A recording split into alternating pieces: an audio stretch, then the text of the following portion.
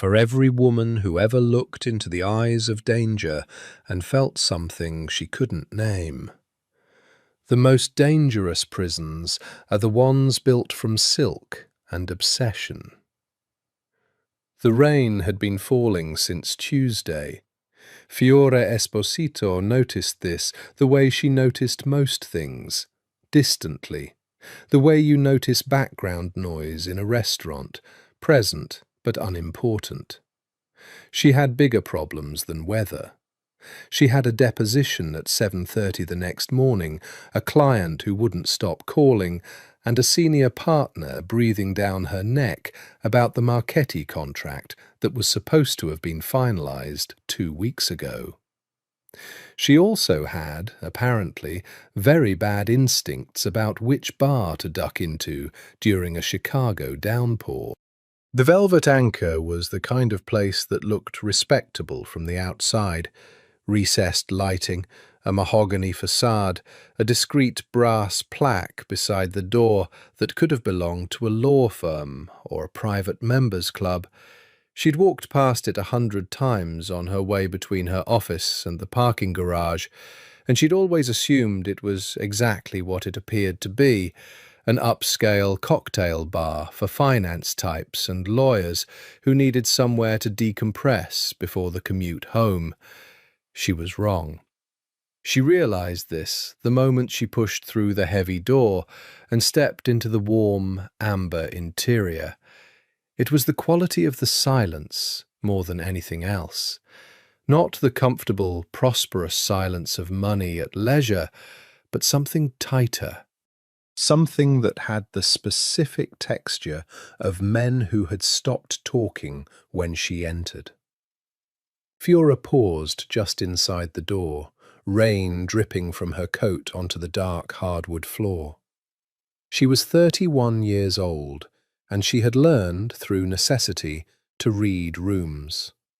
This room said, "Leave." But it was raining harder now, and she was tired, and the bar was warm, and she told herself she was imagining things. Paranoia was an occupational hazard when you spent your days parsing the fine print of people's worst intentions. She moved toward the bar. The bartender, a wide, flat-faced man with the eyes of someone who had seen things and processed them all into the same neutral expression, watched her approach without blinking. She ordered a glass of Montepulciano and found a stool at the far end of the bar, closest to the back hallway where the restrooms presumably were. There were maybe 15 men in the bar. She catalogued them without appearing to. Older men, mostly, in good suits. No groups of friends. No one laughing. A few of them glanced at her with expressions she couldn't quite classify.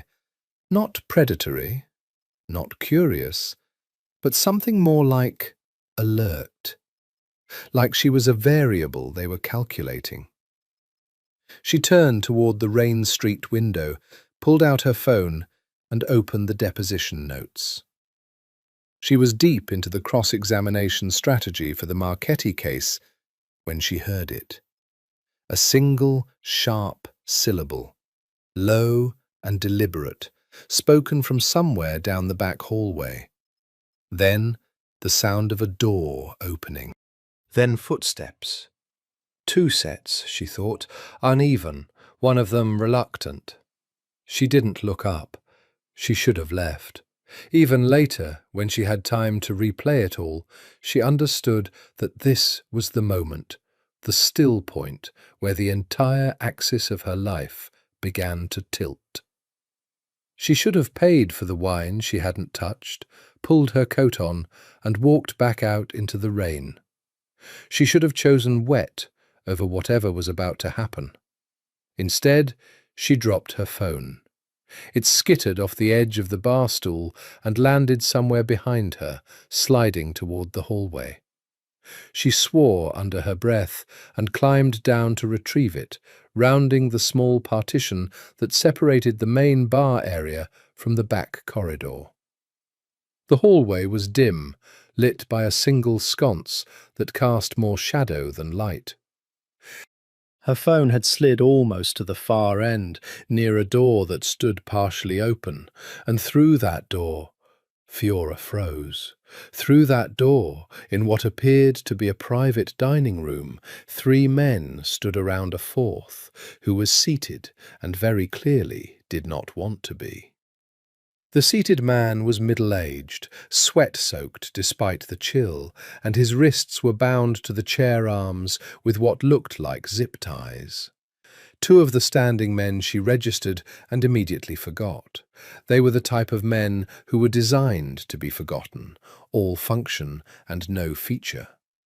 The 3rd man she could not have forgotten if she tried for the rest of her life.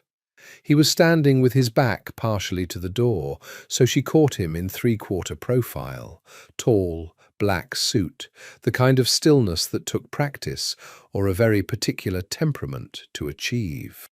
Dark hair, close cut.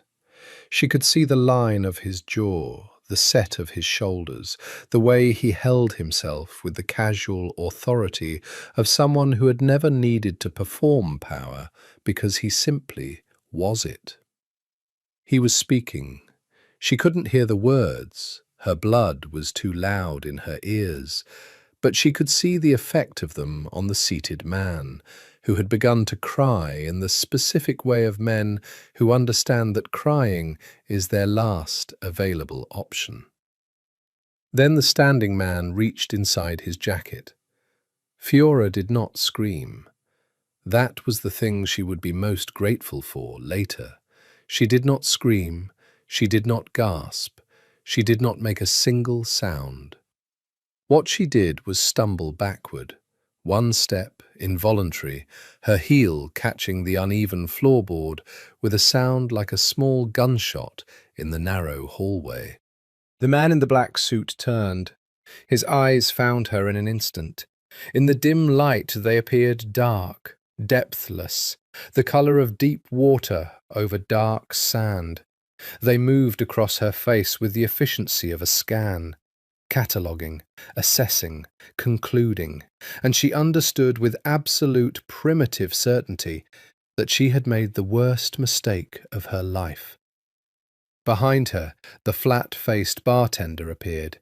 She heard him before she saw him, heard the soft sound of his footstep, and knew without turning that there was no way out.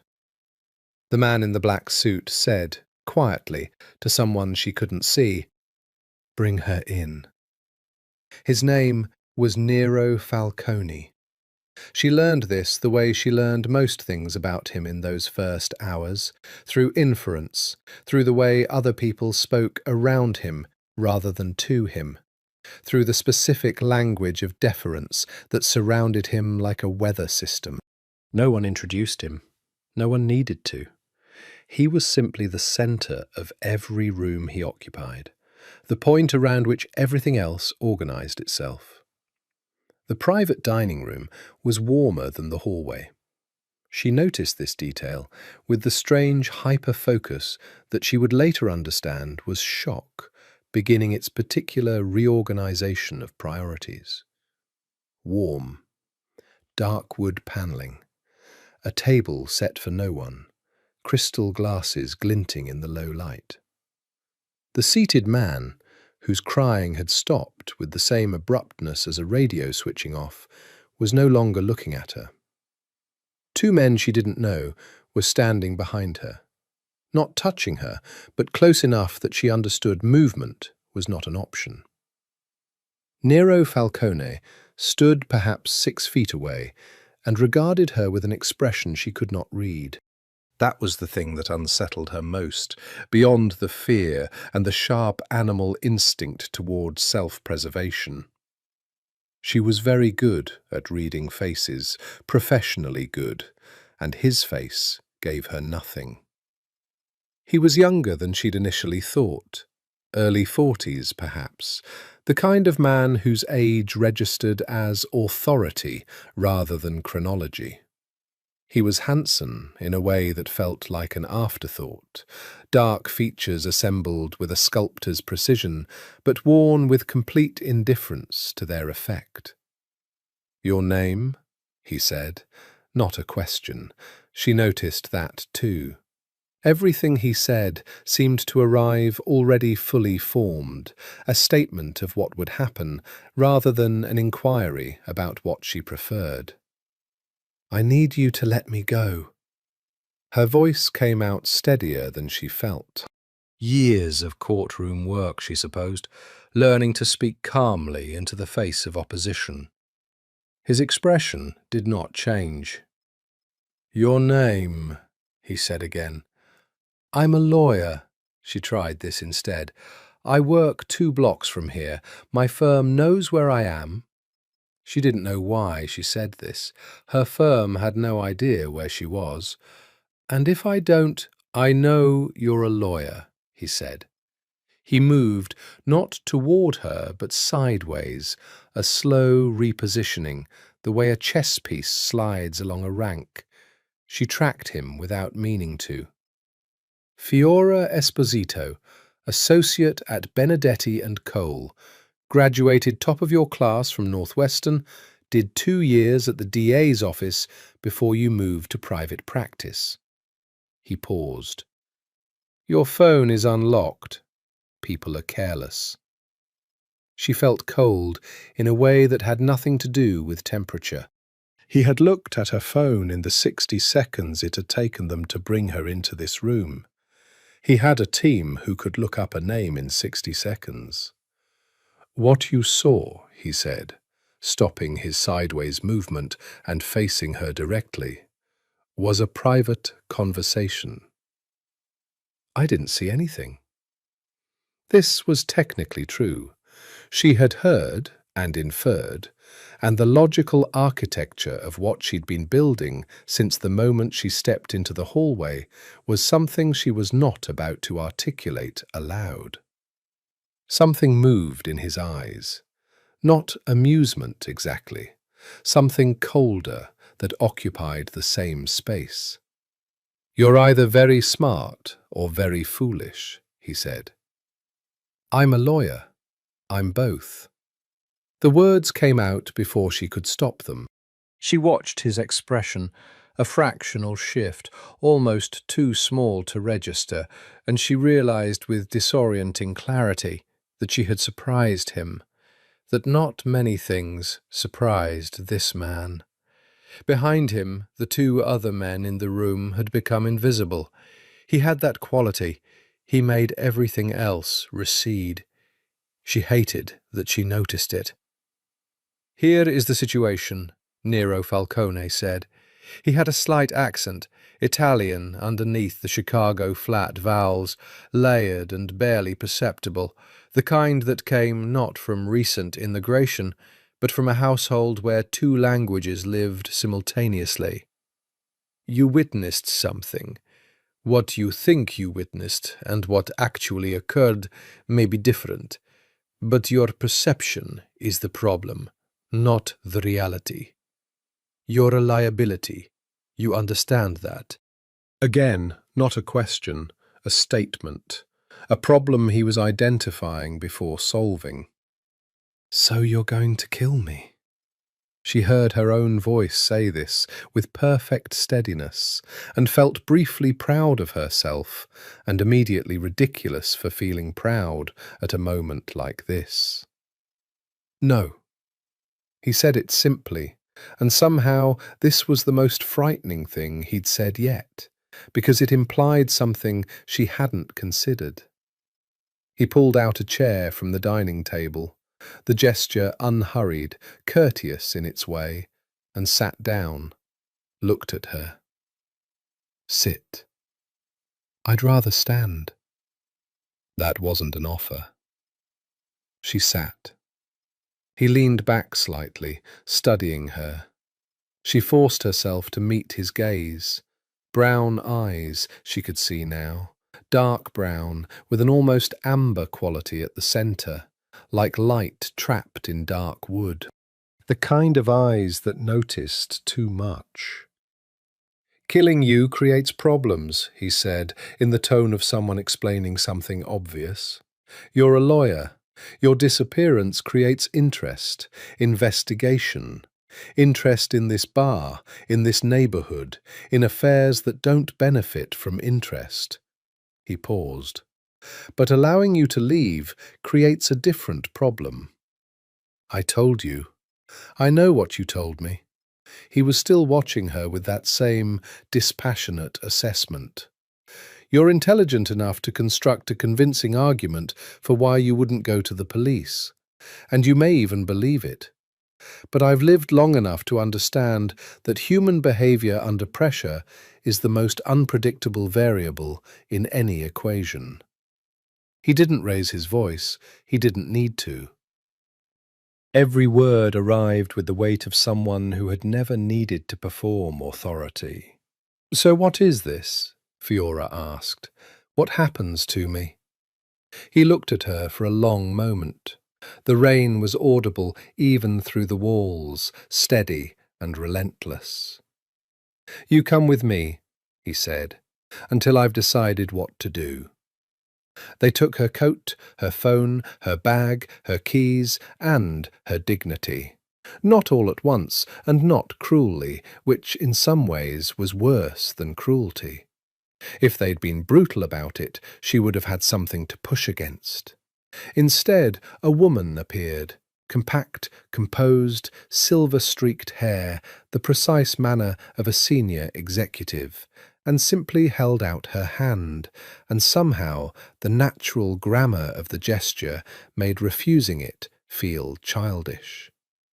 The woman's name, apparently, was Rosa. She spoke to Fiora in a tone that was not unkind, explained that her belongings would be kept safe, that she should come this way, please, and that Mr. Falcone's car was waiting.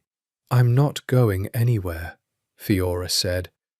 Rosa looked at her with the patience of someone who had been saying yes, but actually no, for many years.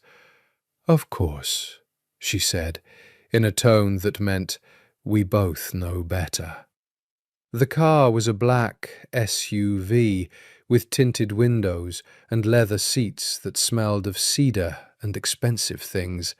Nero Falcone sat in the front, not looking at her.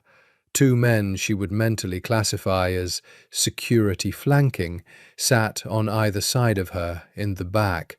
They were professionally blank, neither threatening nor reassuring. She spent the drive cataloguing information. 23 minutes. North on Lakeshore Drive, the dark water of Lake Michigan barely visible through the rain.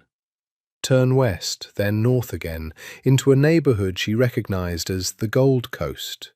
Money so old here it had calcified into architecture, limestone facades and wrought iron gates, and the particular silence of streets that didn't need to announce their expensiveness. The car descended into a private underground garage. Elevator. The kind with a key panel, not floor buttons. The penthouse occupied the entire top floor. She stepped out of the elevator and stopped. She had been to nice apartments before. She had clients who lived well. But this was something else entirely. Not the flashiness of new money or the careful curation of someone assembling a life from a magazine, but something that looked like it had evolved organically from the specific tastes of one very particular person. Dark wood floors, Persian rugs that were probably older than the building, floor-to-ceiling windows that made the rain-lit city look like a painting. Art on the walls that she couldn't catalogue quickly, but that all had the quality of things acquired because they meant something, rather than because they were impressive. And books, everywhere. Built-in shelves lining an entire wall of the main room, filled with books that had the worn spines of things actually read rather than displayed. She hated that she noticed this. She hated that anything about this man's space could register as interesting or human, when he had just had her taken from a bar against her will. Rosa led her down a hallway, a bedroom, a guest room clearly, tastefully furnished, a bathroom attached. "There are clothes in the wardrobe that should fit," Rosa said. "Mr. Falcone will speak with you in the morning. I want to speak with him now." Rosa looked at her with the expression of someone who found this charming. "Good night, Miss Esposito." The door closed. Fiora heard no lock turn, which either meant they trusted the circumstances to contain her, or they knew she was smart enough to understand that trying to leave would be pointless. She tested the window. It opened onto a 20-story drop and a wind that would peel the skin off her face. She sat on the edge of the bed and made herself breathe. All right. She ran through it like a brief. Facts first. She was a lawyer kidnapped by. She sorted through what she knew, what she'd inferred, what the evidence of the last 2 hours suggested. A man who was clearly at the top of something organized and dangerous. He hadn't hurt her. His stated logic for not killing her was actually coherent, which was either reassuring or more frightening than the alternative. She had no phone, no way to contact anyone, no knowledge of what she'd actually witnessed, beyond the impressionistic collage of a dim room and a restrained man and a hand reaching inside a jacket. She stood, went to the window and looked at the city spread below her in the rain. Somewhere down there, her apartment, her cat, her assistant Asher, who would call when Fiora missed the morning meeting and get no answer. How long before someone looked? Long enough, she supposed. She was single, lived alone. Her parents were in Naples. She had friends in the city, but not the kind who would immediately call the police at a missed check-in. She worked in a world of busy people who assumed busy explanations for silence. She had time, was what she was telling herself, time and her brain, which was the best tool she'd ever had access to. And she had never yet met a situation she couldn't think her way through. She repeated this to herself with more conviction than she felt, and eventually fell asleep, still wearing her rain-damp suit, curled on top of the covers with her shoes on, because sleeping with your shoes on felt like a small resistance she could manage. In the morning, the shoes were gone, and someone had covered her with a blanket. She couldn't decide whether to be unsettled by this or grateful, and the ambivalence itself unsettled her more than either feeling alone would have. He was already in the kitchen when she found it. This surprised her. Not that he was awake, but the kitchen specifically. It was large and functional in the way of rooms that were actually used, copper pots hanging from a rack above the island, fresh herbs in small pots on the windowsill, a coffee machine that looked like it required an engineering degree. He was standing at the stove with a small espresso cup and what appeared to be a newspaper, actual newsprint, folded to the business section, and he looked utterly at home in a way she hadn't expected from a man who existed at the centre of violence. He glanced up when she appeared in the doorway, looked at her. She'd found clothes in the wardrobe as promised, a cashmere sweater and soft trousers in precisely her size, which was its own category of disturbing, and then looked back at the newspaper. "Coffee," he said. Not an offer, a statement of fact about what was available. She poured it herself because accepting service from him felt like a concession she wasn't ready to make. The coffee was extraordinary, which was deeply inconvenient. "I want to know exactly what happens to me," she said, sitting across the kitchen island from him. The morning light was different up here, broader. the city laid out pale and washed clean by last night's rain. Not later, now. He folded the newspaper with precise motions. You're safe. For the duration of the current situation, you'll remain here. The current situation. There were people who would use you against me if they knew you existed, he said. You walked into that bar. You saw enough to be valuable as leverage, even if you didn't understand what you saw. Until that concern is resolved, moving you is a risk I'm not willing to take. Fiora studied him. In the morning light, he looked slightly different. No less formidable, but more dimensional. The dark suit of last night had been replaced with dark trousers and a shirt with the collar open, sleeves rolled below the elbow. She could see a partial tattoo on his left forearm, something that disappeared beneath the fabric. She caught a wing, a claw, something serpentine. People who would use me, she said. Your enemies. Everyone in my business has enemies. What business is that, exactly? She kept her voice careful, academic, as if she were taking a deposition rather than sitting across a kitchen island from a man who had her removed from a bar because she dropped her phone at the wrong moment. He looked at her directly. You know what business it is. She did. The bar, the men, the way everyone moved, the specific quality of deference. She had grown up in the daughter of an Italian father who had come to Chicago in the 70s and built a small construction business that no one in the family ever discussed too specifically. She had grown up knowing, by molecular osmosis, the shape of a certain kind of power structure.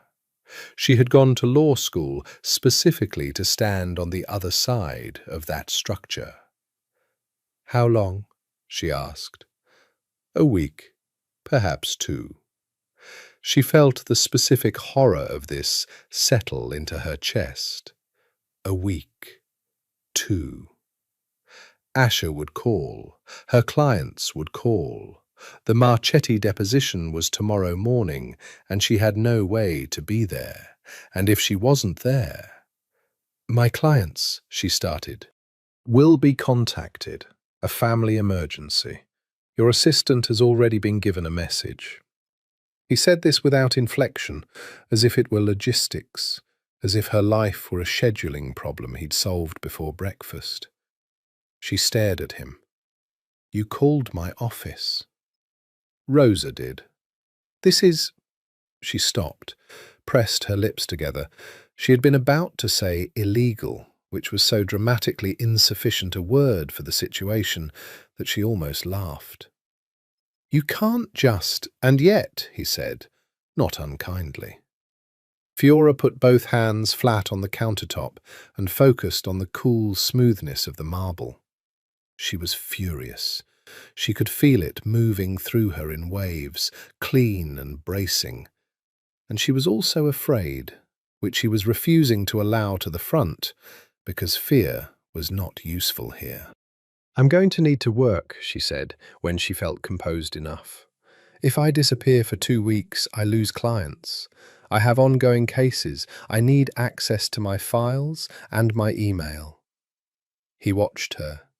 This was something she was already learning about him, the way he registered information with his eyes rather than his face, so that his face told her nothing, while she had the distinct sense that very little escaped his notice. I'll arrange a laptop, he said finally. Limited access. What does limited mean? It means what you need to maintain your work, without the ability to communicate my location or yours. She wanted to argue with this, but recognized the framework was more than she'd expected to get. She filed it as a partial victory. And I want to know what you said to my assistant. That you have a family emergency in Italy, and you'll be in contact when you can. He picked up his espresso. It's plausible. You have family in Naples. She felt the cold of it again. how thoroughly he'd looked at her phone, or how thoroughly someone had briefed him in the time between the bar and the penthouse. "You know a lot about me," she said. He looked at her over the rim of the small cup. "I know everything about everyone in my immediate environment. It's not personal." Something about this, delivered with such complete matter-of-factness, made the fear flicker and a strange, inappropriate amusement spark in its place. "Not personal," she repeated. "Does that bother you?" "Being kidnapped bothers me. The particulars are secondary." And there it was again, that almost invisible shift in his expression, that fractional movement she was beginning to catalogue as the closest thing he had to surprise. She was interesting to him, she realised. Not in any way she welcomed, but she was a variable he hadn't expected. "Eat something," he said, and pushed a plate of sliced fruit and a piece of bread toward her. "You haven't eaten since yesterday afternoon." She didn't ask how he knew this. She ate the bread because she was starving, and because eating was also a small act of control. Then she looked at him across the counter and said, quietly and precisely, "I will find a way out of this." Nero Falcone looked at her with those dark, amber eyes. "I know," he said simply. "I'm counting on it to keep things interesting." By the fourth day, she had mapped the penthouse the way she mapped an unfamiliar courtroom, not obsessively, but precisely.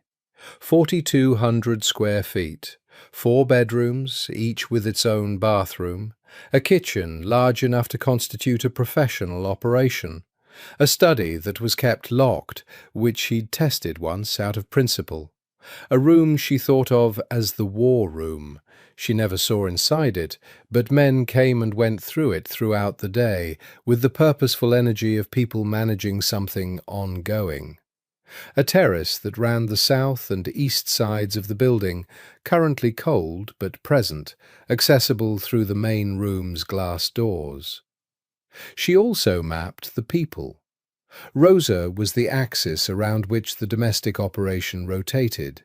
Efficient, warm in the way of professional warmth, quietly implacable. She answered some of Fiora's questions and redirected others with such seamless grace that Fiora often didn't realize she'd been redirected until later. She brought food at regular intervals, arranged the laptop that arrived on day 2, a clean machine, obviously, with specific access controls that Fiora spent the better part of an evening trying to circumvent before acknowledging defeat, and maintained the particular fiction that Fiora was a guest rather than a prisoner by never saying anything that acknowledged the reality directly. There was Marco. Young, 20-something, with a jaw that would have been handsome if he ever relaxed it, who stood near the elevator and responded to her attempts at conversation with monosyllables that were not unfriendly, just minimal. There was Carla, who cleaned, and who definitely knew more than she let on, based on the quality of her studied incuriosity. And there was Nero. He was there in the mornings, always up before her, always in the kitchen or on the terrace with coffee and whatever he was reading or thinking. He was there in the evenings, sometimes. During the day he disappeared into the locked study or left entirely, and when he left, a different quality of air came into the apartment. Not relief, exactly, but a loosening of something she hadn't consciously realized was held tight. When he was present, she was aware of him in the specific way of an approaching weather system. Even in another room, even when she couldn't see him, there was a quality of attention she could sense. Not surveillance exactly, though surveillance was certainly happening through other means, but something more particular than that. On the 4th evening he came into the main room where she was working, actually working, cross-referencing case documents with the careful eye of someone performing triage, and sat on the opposite end of the long leather sofa without comment. He had a glass of whiskey she hadn't heard him pour, and a book whose cover she couldn't see, and he simply read. She waited for him to say something. When he didn't, she went back to her documents. They sat in silence for an hour. It was the strangest hour of her captivity, because it was also, in a way she fiercely resented acknowledging, not unpleasant. She was a person who liked quiet, who found other people's noise exhausting, and his silence was, peculiarly, not intrusive. It had the quality of someone whose presence you could coexist with. "What are you reading?" She didn't know why she asked. She hadn't intended to. He turned the book toward her. The Leopard, by Giuseppe Tomasi di Lampedusa. Italian, she thought, of course. "Have you read it?" he asked. "In school, my father made me." "Your father had good taste." He went back to the book. She watched him for a moment, the way his eyes moved across the page with genuine focus, the loose angle of his shoulders that was as relaxed as she'd seen him, the whiskey glass balanced on one knee, and then made herself look away. "Tell me about the man in the chair," she said. His eyes didn't move from the book. "No." "Was he alive when I left?" A pause. She could see him deciding something. "Yes," he said. She breathed through this. "What did you do to him?" Now he looked up, those dark eyes across the length of the sofa between them. "I had a conversation with him. He was restrained because he was not likely to sit still for a conversation otherwise." "And the gun?" A pause, longer than the others. There was no gun. She thought about this, ran through the frame of what she'd actually seen, the reaching inside the jacket, the angle, what she could and couldn't confirm. She was a lawyer. She knew the difference between what a witness sees and what they think they see. "What was it?" she asked. He studied her for a moment. Then, unhurriedly, he reached into his own jacket and produced a folded piece of paper, which he held out toward her. She stood and crossed the distance to take it, the closest she'd been to him since that first night, and she was aware of this, of the warmth of his presence at close range, of the way he watched her hand take the paper from his. She unfolded it. A document, numbers, account references, something financial. She couldn't decode the specifics quickly, but understood the general architecture. "The conversation I was having," he said, "was about money that belonged to other people." She handed the paper back. He didn't take it immediately. Their fingers were adjacent for a moment, not touching. She stepped back. "That's not as clean as you're making it sound," she said. "No," he agreed. "It isn't." He said this with the even candor of someone who didn't need things to be clean, who had made peace long ago with the particular moral landscape he occupied. She went back to the sofa, picked up her document, set it down again. "Do you know what you are?" she said, not looking at him. "Yes," he said. "Do you?" She looked at him then. He was watching her over the top of The Leopard with that dark, attentive gaze. She had the sudden sense that this question was not what it appeared to be, that it was him asking her something else entirely, something beneath the words, something she wasn't ready to answer. "Good night," she said, and gathered her papers and went to her room. She sat on the bed in the dark and told herself that she was not thinking about him. She was almost convincing. On the sixth day, someone tried to get in. She was in the kitchen around midnight. She couldn't sleep, kept replaying the deposition she was missing and the fraying edges of her practice, when the sound reached her. Not dramatic, a sequence of tones from what appeared to be a panel near the elevator, followed by a specific quality of silence, followed by voices in another part of the apartment, low and quick. She stood very still. The voices moved through the walls the way sounds do in large buildings, directional but muffled, all urgency and no content. Then one of them, she realized, was Nero. She knew his voice now in the specific way you learn voices that have authority over your circumstances, lower than the others, unhurried even in whatever was happening. She moved to her doorway and looked into the hallway.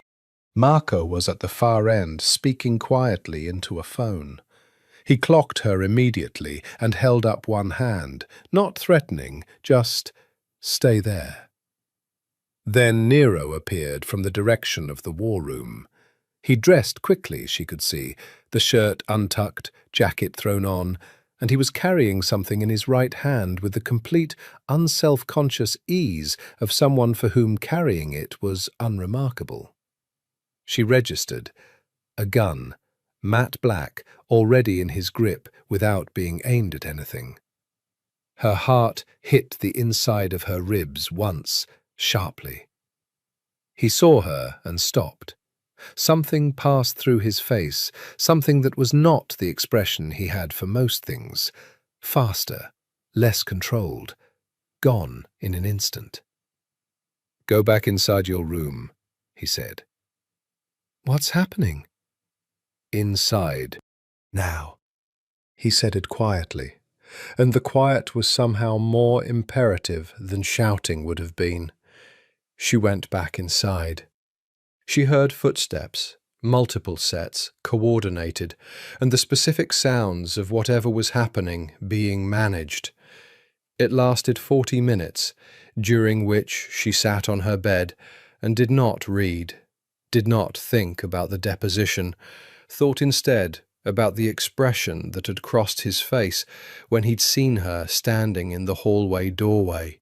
Something protective. She'd analysed it in the moment and then refused the analysis because the analysis was inconvenient. But there it was. Something in him had shifted when he saw her standing there exposed, something that was not calculated or political, but immediate and instinctive. And she did not know what to do with this information. At 1 in the morning he knocked on her door. She almost didn't say "come in," and then she said it, because she wanted, needed to know. He stood in the doorway. No gun visible now. His face had resumed its usual quality of careful control, but there was a residue of something around the edges. Not fear, she didn't think he experienced that in any form she'd recognize, but alertness still running a little hot. "There was a threat," he said, "credible but contained. It's resolved." "Contained how?" He looked at her for a moment. "The way things in my world are contained." She absorbed this. "Was it because of me? Someone found out?" "No, this was unrelated to you. Pre-existing business." She nodded. She was still sitting on the bed, dressed because she'd never properly undressed, and he was standing in the doorway, and the space between them felt different than it usually did, more charged. The residual adrenaline of whatever had happened still moving in the air between them. "Are you all right?" she asked. He looked at her as if she'd said something in a language he recognized but rarely heard. "Yes." "Does anyone ever ask you that?" A long pause. "No." "That sounds lonely," she said, without thinking, without strategy. She watched him absorb this, the fractional thing in his expression, not surprise exactly, not anymore. She'd surprised him enough times that he'd adjusted the calibration, but something more exposed, like she'd found a seam in the armor and pressed gently. "Sleep," he said. "You're safe." He pulled the door closed before she could say anything else. She stared at the dark wood of it for a long time.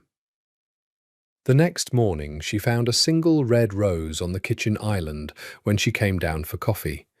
No note. Rosa said nothing about it. Marco looked studiously at the middle distance. Nero was already in his study. She put the rose in the glass with the herbs on the windowsill and told herself it meant nothing. Then she spent the better part of an hour catching herself looking at it. She was losing her mind.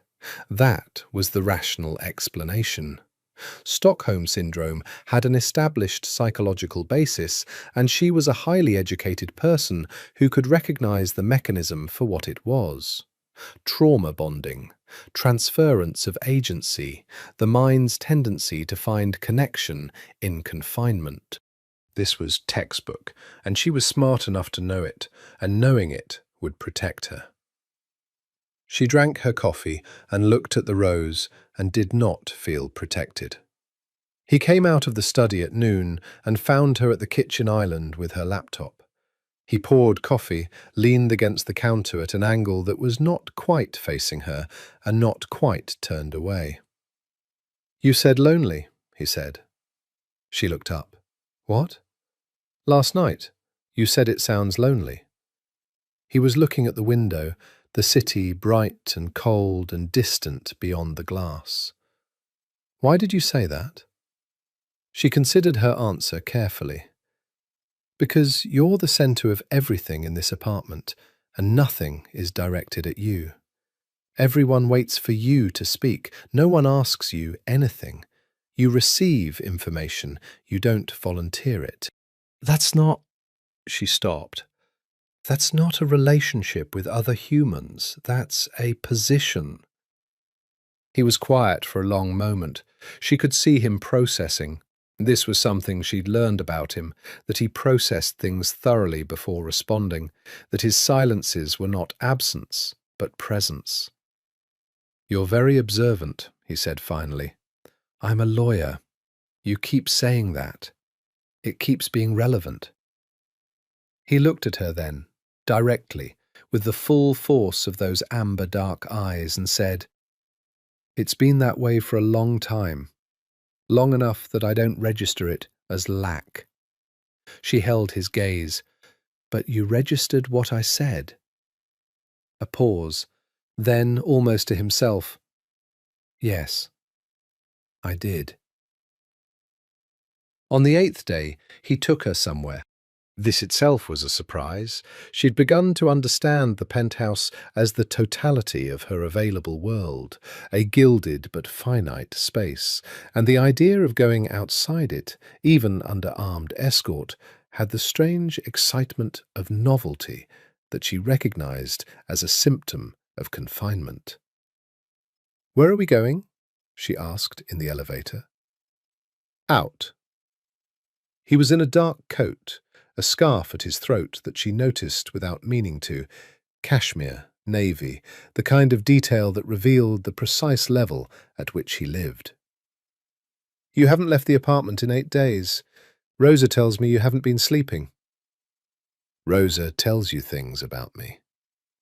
"She tells me what I need to know to keep you healthy." He said this without particular inflection, and she couldn't tell whether it was cold or caring or simply functional. "So this is welfare management." He looked sideways at her in the elevator. "This is a gallery." The car took them to River North, the art district, galleries tucked between restaurants, the particular mix of aesthetic and commerce that Chicago did quietly and well. The gallery they entered was small and exclusive, and the woman who met them at the door knew Nero by name and showed them in with the specific warmth that money and authority produce. The exhibition was photographs, black and white, large format, architectural, Sicilian villages, coastline, ancient walls. She walked through the rooms and felt them as physical things, the salt air implied in the grain of the images, the quality of light that was unlike Chicago light. Nero moved through the gallery with a different quality than he moved through his penthouse. Slower, more open. He stopped in front of a large print of a cliff face above the sea, somewhere in the south, she could tell from the quality of the rock, and looked at it with an expression she hadn't seen on him before, something almost private. "You're from Sicily," she said. He was quiet for a moment. "My father was from Palermo, my mother from Chicago. I grew up between them." He looked at the photograph. "I haven't been back in 12 years. She almost asked why. She could see from the set of his shoulders that the 12 years held something she would not be told. Instead, she said, "My father is from Napoli. I went back once when I was 9, and I understood for the first time why Italian food in America is always a little sad." He looked at her then, and the corner of his mouth moved, barely, the most minimal suggestion of a smile, but it changed his face completely, made him suddenly and devastatingly human. She turned away before she could take it too fully in. They moved through the gallery in a silence that felt different from all the other silences, less like containment and more like company. She noticed that Marco and another man she didn't know were positioned at the gallery's entrance and exit, visible if you looked, invisible if you didn't. The gallery's other visitors, 4 of them scattered, moved around them with the unconscious deference that powerful men in well-fitted clothes produce without effort. At the far end of the gallery, before a photograph of a woman standing on a rooftop with the sea behind her, Nero stopped beside her. "Why law?" he asked. Not the way someone makes conversation, but the way someone who wants to know asks a question. She looked at the woman in the photograph. "My father's world was," she hesitated, "adjacent to yours." She felt him still beside her. "Not directly," she added carefully. He ran a construction company, legitimate, I think, mostly. But the world he moved in, the people around it, I grew up knowing what certain things looked like, what they meant." She paused. "I went to law school because I wanted to be on the side of the ledger that had rules, structure, something you could point to and say, 'This is the line.' And now you're here," he said quietly. "Now I'm here." She exhaled. "You're not what I expected." "What did you expect?" She thought about it honestly. "Something cruder, less—" She stopped herself. "Less what?" She shook her head. She wasn't going to say less human. She wasn't going to say less like someone I could talk to. She wasn't going to say any of the things she was actually thinking, because she had enough self-awareness to recognize the slippage that was happening, the way he had begun to feel less like a threat and more like a presence, and the way this was both the most dangerous possible development and, in some molecular, treacherous way, the most interesting thing that had happened to her in years. "Less complicated," she said finally. He looked at her. The gallery was quiet around them, the photographs on the walls like windows into another world. "You thought the man who had you taken from a bar was simple," he said. "I thought the man who had me taken from a bar was simply dangerous. There's a difference." He was very close. She hadn't noticed them drifting to this proximity, but here it was, a foot of space between them, close enough to catch the cedar and something scent of him, close enough to see the precise darkness of his eyes in the gallery's clean white light, close enough that this felt like something she was choosing rather than something happening to her. She stepped back. He let her. "We should go," she said. "Yes," he agreed, and neither of them moved for another 5 seconds, which she counted, which she refused to attach meaning to. Then they turned and walked back through the gallery, and Marco fell into step behind them, and the car was warm, and on the ride home she sat very still and watched Chicago move past the window, and told herself that the gallery had been beautiful, and that was all there was to it. On the 10th day, she heard something she wasn't supposed to hear.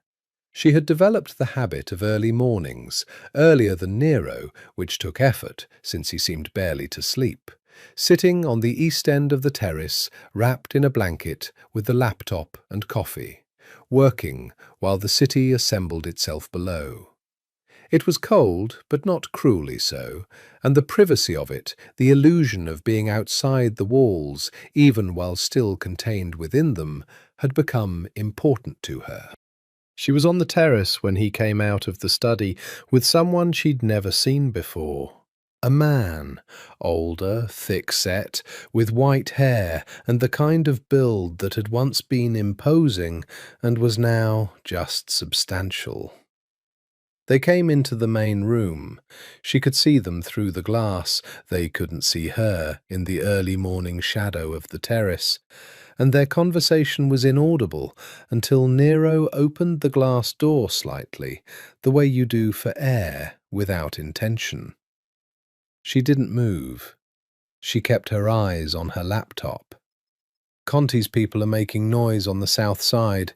3 of ours." "I know." Nero's voice, flat and careful. "The Marchetti family," the older man said, and Fiora went very still. Marchetti. "Think they can use the situation, the contract. That's not their contract. Tell them that. They've been circling it for months. Word is they knew about the bar, that no one told them about the bar." Nero. The older man's voice shifted, went careful. "If they knew about what happened there, if someone talks, no one is going to talk." His voice had dropped, not louder, but heavier. "And the girl doesn't know enough to be useful to them, even if they found her." She exhaled very, very quietly. The girl. She was the girl. Of course she was. She was a liability in a ledger of liabilities, and the warmth she'd been carefully not acknowledging from the gallery, from the rose, from the particular quality of his silences. It was all contaminated now by the word. The girl, the situation, the variable in an equation. She had known this. She had told herself she knew this. Knowing it and hearing it articulated were different experiences. If Conti's people move on any of ours before the summit, they won't. Nero moved, and the draft changed, and the voices dropped back below her ability to parse them, and she sat on the cold terrace and looked at the pale morning city and felt something she recognized after a moment as grief. Not grief for any specific thing. Grief for the slippage she'd been allowing without fully admitting it. For the 10 days she'd spent learning a man she should have been finding a way to escape. For the realization that she was better at this enforced proximity, this strange intimacy, than she was at her actual life. She went inside before he saw her. She was very professional about it for the rest of the day. She worked on the Marchetti case, the irony of which she noted with a private, humourless laugh, and answered client emails through the restricted channels Rosa had arranged, and ate lunch at the kitchen island, and if her eyes skimmed over the rose in the herb glass with something she was no longer willing to call warmth, she managed that too. In the evening, he found her in the main room. "You're different today," he said. He said it without preamble, the way he said most things. "I'm the same." "You're not." He sat in the chair across from the sofa where she was working, and she felt the weight of his attention in the specific way she'd come to recognize, not surveillance, but notice. The difference being that surveillance was about data and notice was about a person. She looked up from the laptop. "I heard some of your conversation this morning, on the terrace." She watched his face for the usual controlled blankness. It didn't come immediately. There was a moment, just a fraction of a second, where something moved in his expression, and she catalogued it without being able to name it. "How much?" he asked. "Enough," she paused. "The Marchetti family is one of my clients." A long silence. "I know," he said. She closed the laptop. "Is that why you haven't let me go? Is there something you want from me that has to do with that case?" He leaned forward slightly, elbows on his knees, the posture of someone engaged rather than dismissive. "No, I told you why you're here. It has nothing to do with Marchetti, and nothing to do with your practice. You are in the wrong place." She looked at him steadily. "I heard you say, 'the girl,' this morning." He was very still. "Is that what I am?" she asked. Not accusatory. She was genuinely asking. "A variable you're managing?"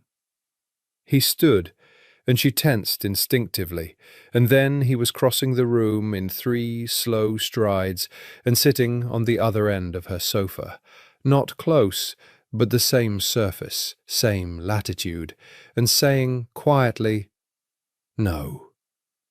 "Then what?" He was looking at his hands for a moment, and this was the first time she'd seen him look at something other than whatever he was focused on. The first time she'd seen something like hesitation. "You are the most unexpected thing that has happened in this apartment in years," he said, "and I am not someone accustomed to unexpected things." She studied his profile, the clean line of it, the shadows the lamp threw, the way he sat as if he'd grown out of wherever he was, rooted. Nero. She used his name for the first time. It came out lower than she intended. He looked at her. "The situation you keep referring to," she said, "when it ends, what happens to me?"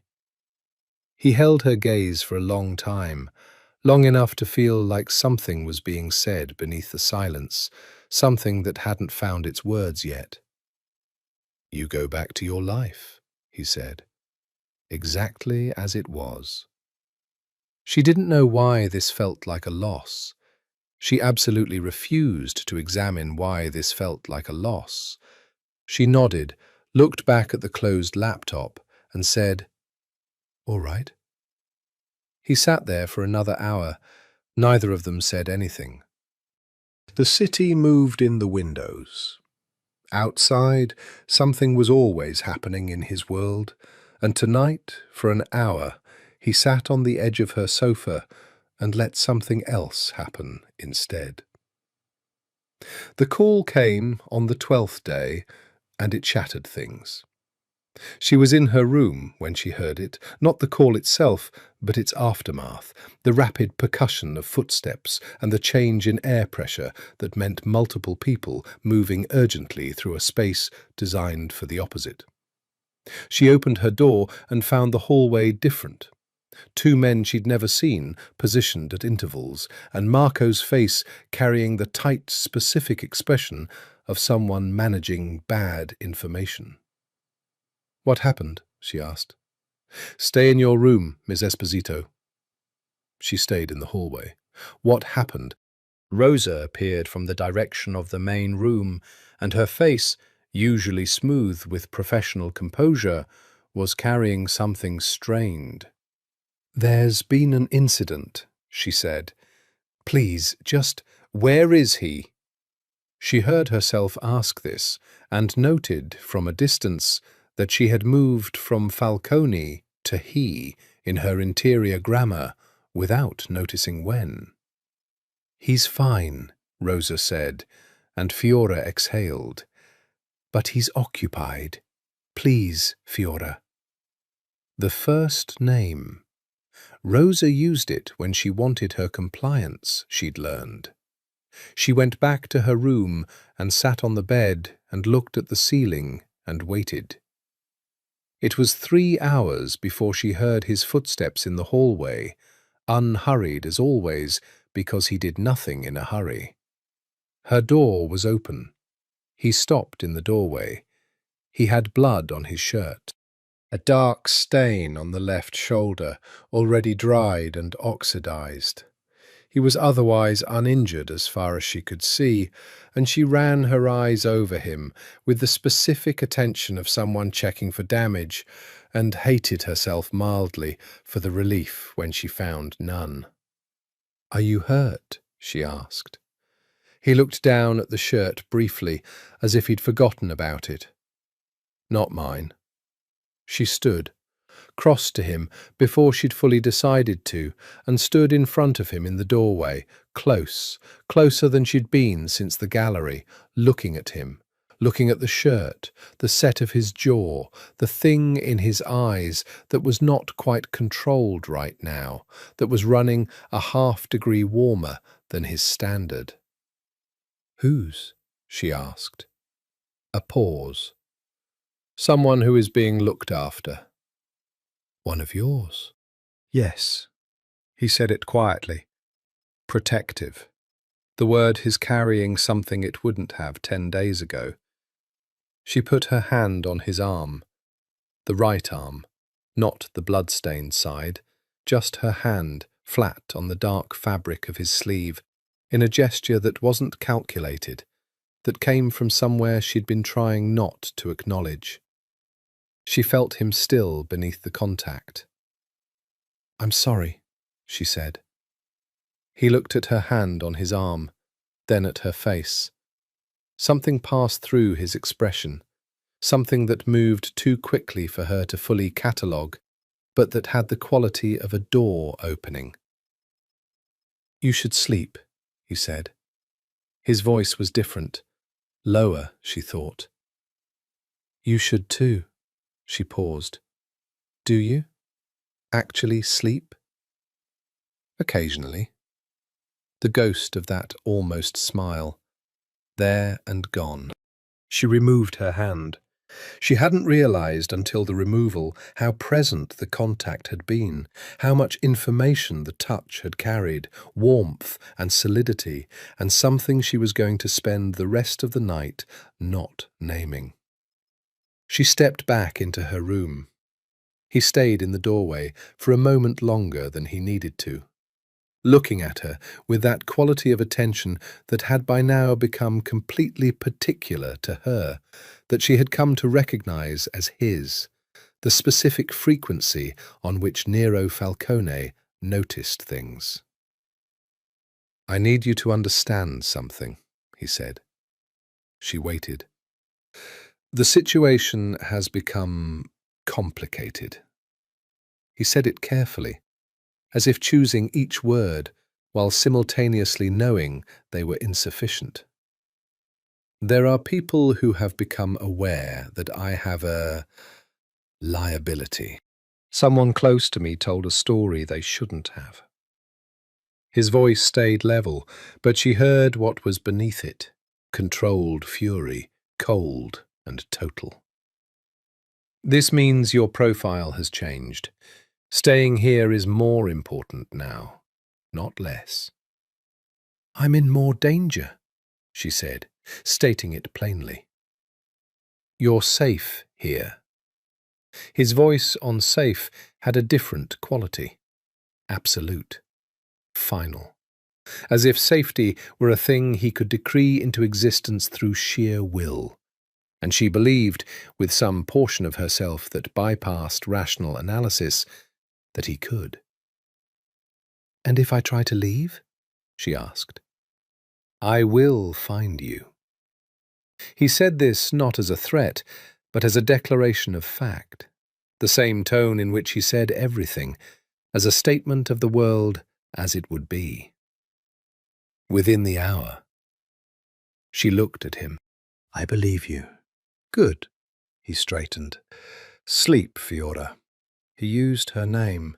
She processed this after he was gone, lying in the dark, wide awake, acutely conscious of the fact that this was the first time he'd said her name, that it had arrived in his voice with a specific weight, a care, a quality she was not going to attach a label to, because any label she could reach for was one she absolutely could not afford.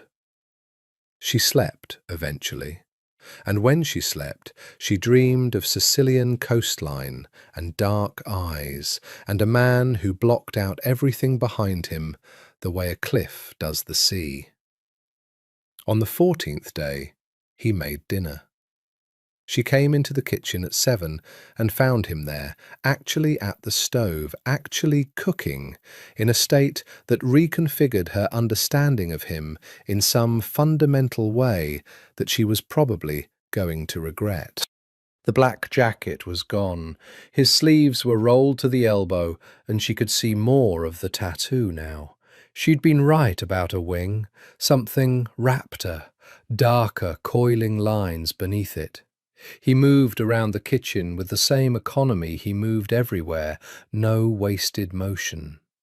The kitchen smelled of garlic and tomato and something with wine, and for the first time since the bar she felt not imprisoned or threatened or confused, but simply hungry, in a way that was about more than food. You cook, she said, stating the impossible. He glanced at her over his shoulder. You sound shocked. I am shocked. My grandmother. He turned back to whatever was on the stove. She was the kind of woman who believed that not knowing how to cook was a character defect. She made no distinct between her grandsons and her granddaughters on this point. A pause. She was right. She sat at the island and watched him.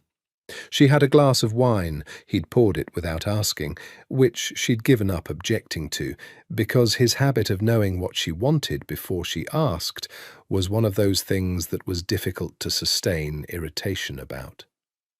The wine was very good, which was also not surprising. Tell me about her, Fiora said. He stirred something. The question sat in the air a moment before he decided what to do with it. She was small, 5 feet exactly. She had opinions about everything, and she expressed them without apology. He paused. She died when I was 17. I've never eaten anything as good as what she made, and I've eaten in places that would cost you a month's salary. What was her name? Lucia. He said it with a quality that was different from everything else, softer, more private. She called me Cucciolo, little wolf. A beat. She's the only person who's ever called me by an endearment that I didn't want to correct. Fiora was quiet for a moment. My grandmother called me Caramella, little candy. I hated it until she died, and then I wanted nothing more in the world than to hear her say it again." He turned from the stove and looked at her across the kitchen.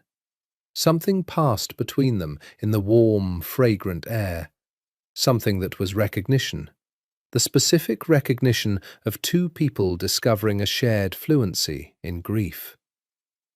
He served the pasta himself, cacio e pepe, simple and precisely made, the way simple things always require more skill than complicated ones.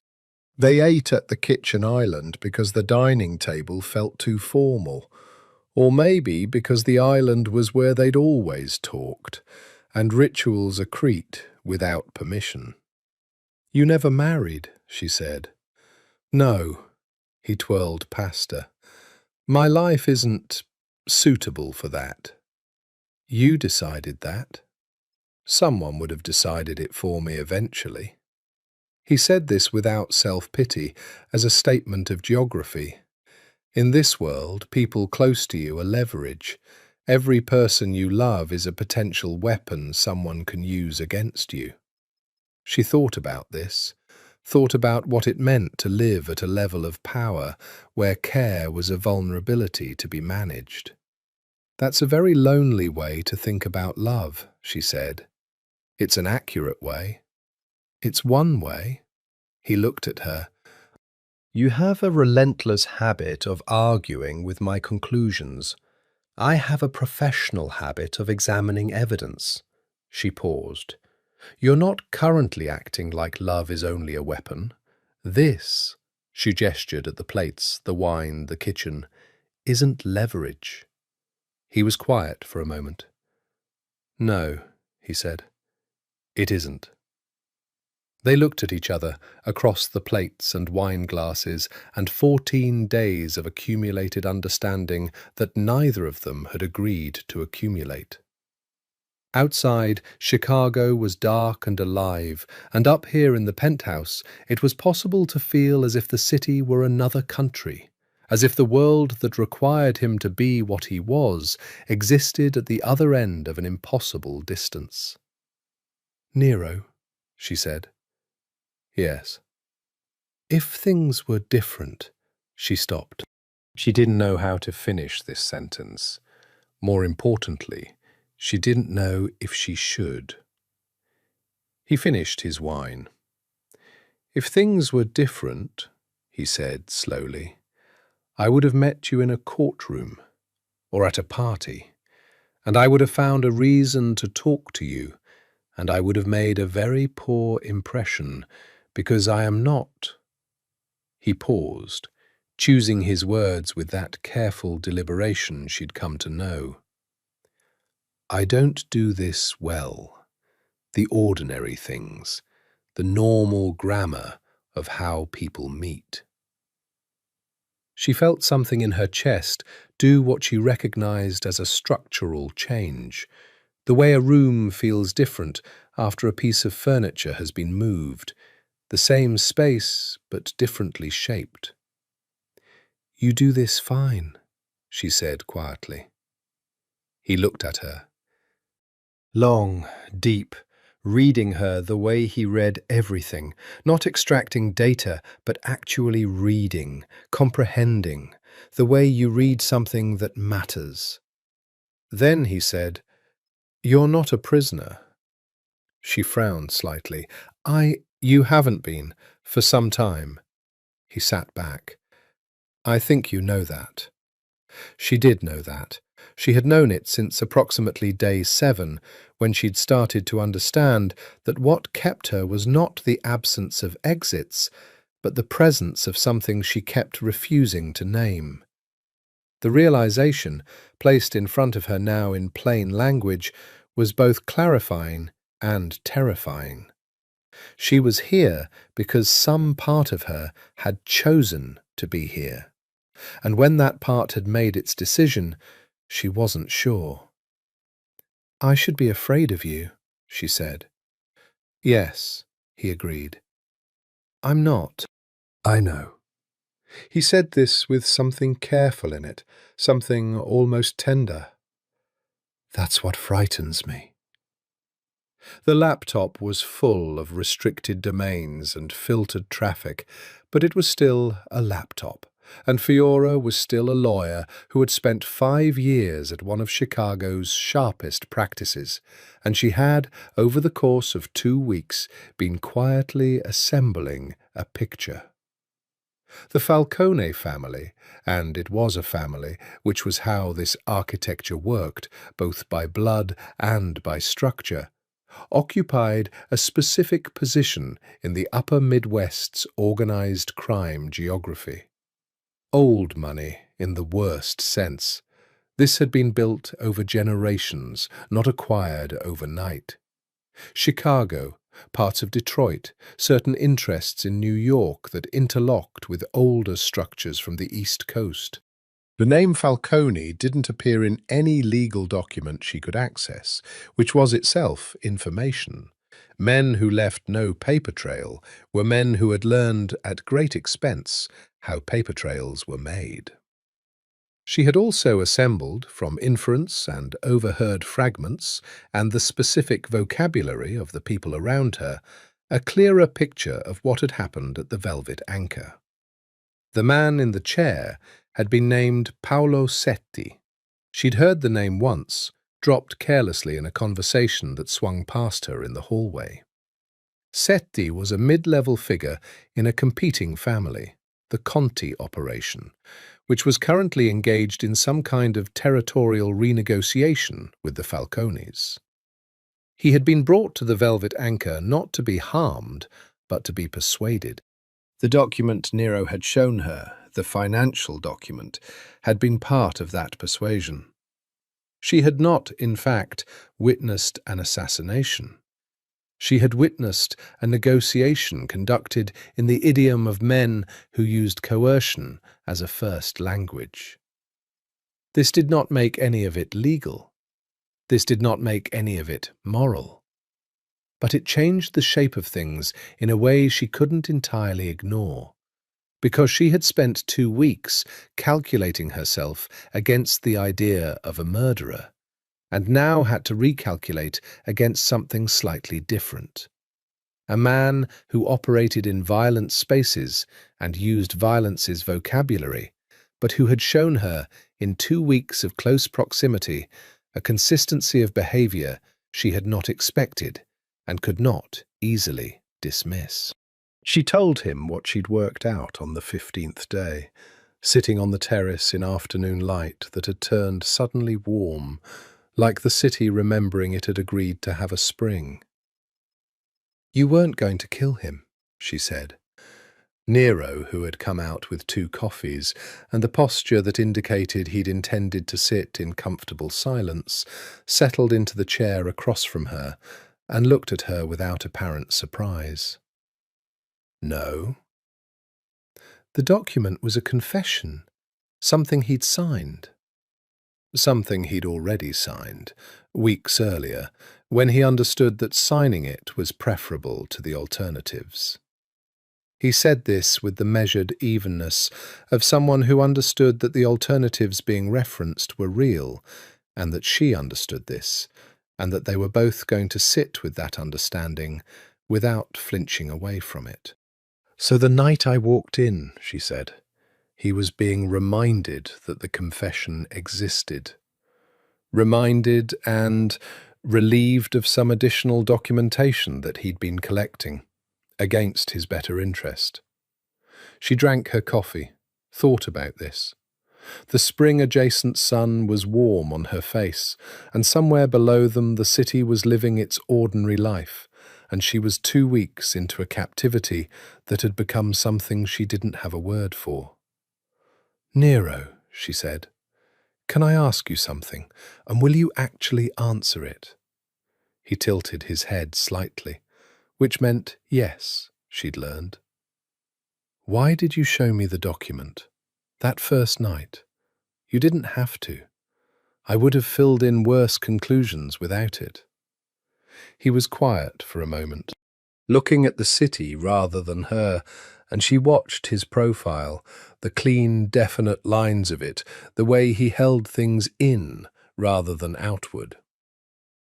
I showed you, he said carefully, because you were afraid, and I wanted— He paused, choosing something.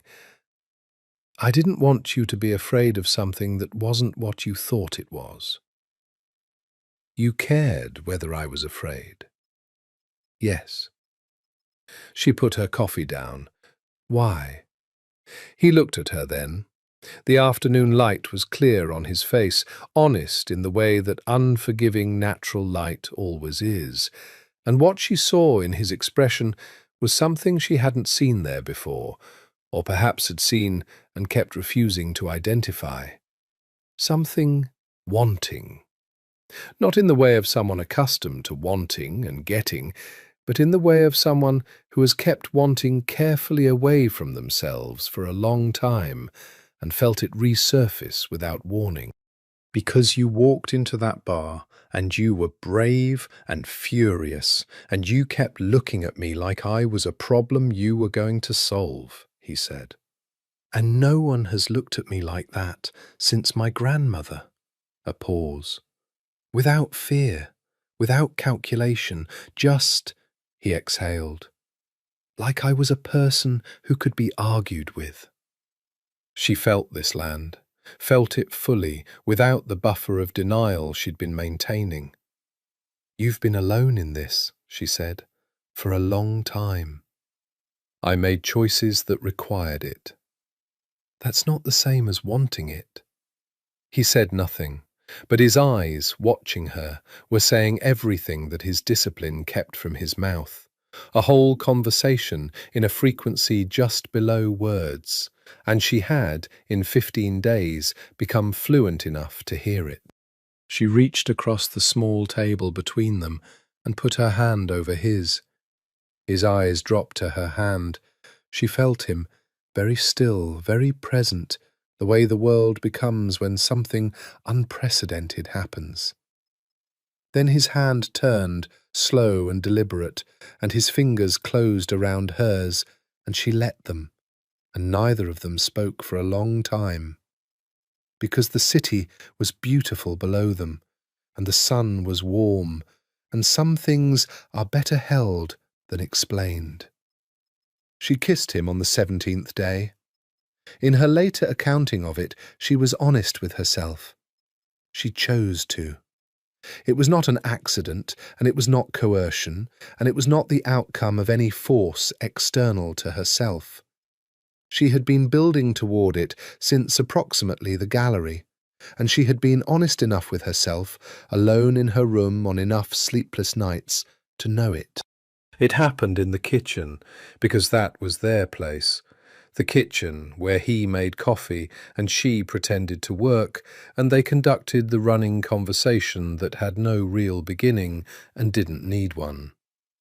She had come in to find him standing at the window, looking at the early evening city, and there was something in the angle of him, the slight bow of his shoulders, the particular quality of stillness that wasn't ease, but its opposite, that told her he was carrying something heavy. She came and stood beside him, looking at the same view, the lights coming on as the day pulled back, the lake in the distance going dark, the city arranging itself into its nighttime geometry. "Tell me what's happening," she said. "Summit tomorrow. The other families." She'd pieced enough together to understand this. A convergence of the city's power structure, the Falcones, the Contis, others she knew only by inference. High stakes. The culmination, she thought, of everything that had been in motion since the night at the bar. "Are you afraid?" she asked. "No." Said immediately, and she wasn't sure it was entirely true. Prepared. She turned to look at him in profile. He didn't turn. She studied the clean severity of his face, the dark lashes, the slight line between his brows, the set of his jaw that spoke of something held very tightly. She had done this before, this looking.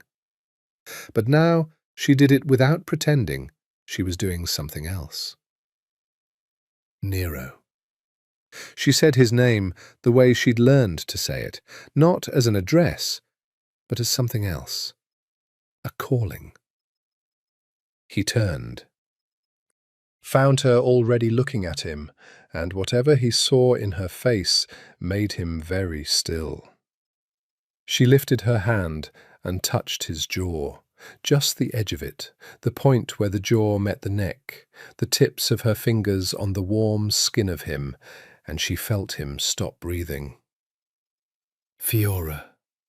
Her name in his voice had a different quality now, not careful, not measured. Something pulled through.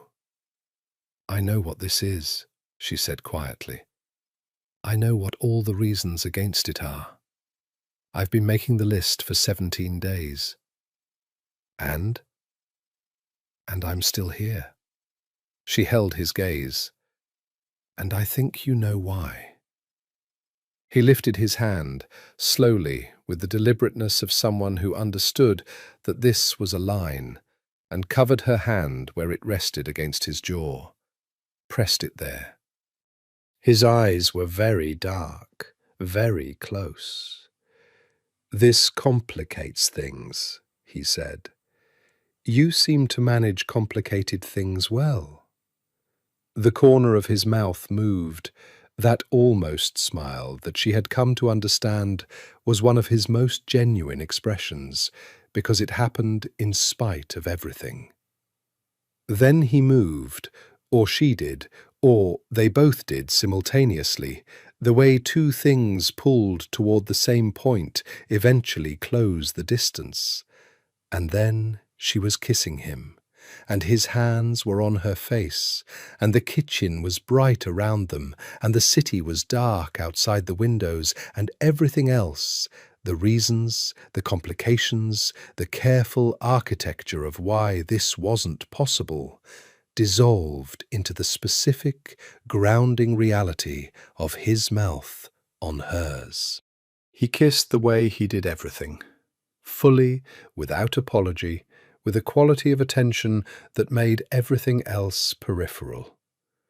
She had her hands in his lapels, and he had her face cupped in both his hands, and the world reduced to this specific point of contact, this warmth, this strange, impossible gravity between them. When they separated, neither of them moved far. His forehead against hers, her hands still in his jacket. This is, she said, very quietly, incredibly inadvisable. Yes. He was still holding her face. His thumbs moved very slightly at her temples, a gesture so gentle she almost didn't register it. I want to do it again. I know, he said, and kissed her again. And this time she let herself stop thinking about advisability entirely, and simply stayed, present and choosing, in the warmth of a man she had spent 17 days attempting not to fall for, and had evidently failed at comprehensively. Later they sat on the terrace in the cold, with blankets and wine, and she asked him about Sicily, and he told her things she thought he'd told no one. About his father's disappearance when Nero was 12, about the years after, about how he'd built what he'd built, partly from necessity and partly from anger, and partly from the specific stubbornness of someone who refuses to be unmade by the world. She told him about the DA's office, the years she'd spent believing in institutional justice, and the specific, grinding way that belief had worn thin without quite breaking, until she'd moved to private practice and told herself it was pragmatism rather than disillusionment. You still believe in it, he said. The line, the rules. Yes. She didn't hesitate on this. I do. He looked at her. Even now? Even now. She held his gaze. That doesn't change. I know, he said it simply. It's one of the things He stopped. The night was very clear, a cold April clarity. Don't change, he said instead of whatever he'd almost said. But she heard it beneath, the word he'd rerouted around, and she filed it away in the part of herself where she kept the things too important to examine directly. The next morning, he was different. Not cold toward her specifically, but armoured in a way she hadn't seen since the first night. He was in the kitchen when she came down, but the quality of his stillness was not the easy, domestic stillness of the past week. It was the other kind, the readiness of a man preparing for something. He looked at her when she appeared. Something moved in his eyes, warm, quick, and then composited back into the larger stillness. "Today is the summit," she said. "Yes." "Will it resolve the situation? The reason I'm here?" "If it goes as planned." He poured coffee, slid it toward her. "There are variables." She took the coffee, watched him. "What are the variables?" He looked at her steadily. "The Conti family claims to have a witness, someone who can speak to what happened at the Velvet Anchor. They're using it as leverage in the negotiation." She understood what this meant before she'd finished parsing the words. Me. They're claiming to have me as a witness. Claiming, which means either they're bluffing or someone told them I was there. Yes. She set down the coffee. "The person in your organization who told stories they shouldn't have. That situation has been resolved." His voice on resolved had the same quality as when he said contained, the word doing a lot of work that she wasn't going to ask it to unpack. "If they're bluffing," she said, "and you call the bluff, they lose leverage. The negotiation proceeds on terms I can work with. And if they're not bluffing," he looked at her. The armour was very present, but she had learned his face in 17 days in a way that meant the armour was not entirely opaque to her. She could see what was beneath it. Not fear for himself, something else. "Then it becomes a different kind of meeting," he said. "I'm a variable," she said. Not accusatory. She meant it factually. "You're not—" He stopped himself. The word he'd been about to say was something she could see him decide not to say. Not yet. Not in the middle of a morning that required him to be something other than the man who'd held her face in his hands the night before. "You're not a variable to me," he said instead. "But to the people in that room today, yes. I need you to understand this so that you understand why, today specifically, I need you to be exactly where I can reach you." She nodded. "I'm not going anywhere." He looked at her. "You keep saying that. I keep meaning it." She paused. "Be careful." The armour shifted. Something very private crossed his face, something that she had come to understand was the highest level of feeling this man could express in daylight, in a kitchen, before a meeting that might determine the next phase of his life. "I will be back," he said. "I know."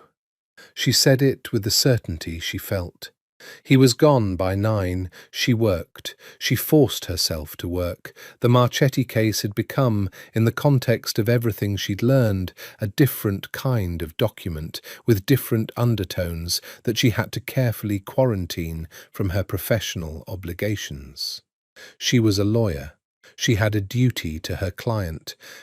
What she knew and what she was allowed to know were two different things, and she was going to have to disentangle them very carefully when she got back to her life. When she got back.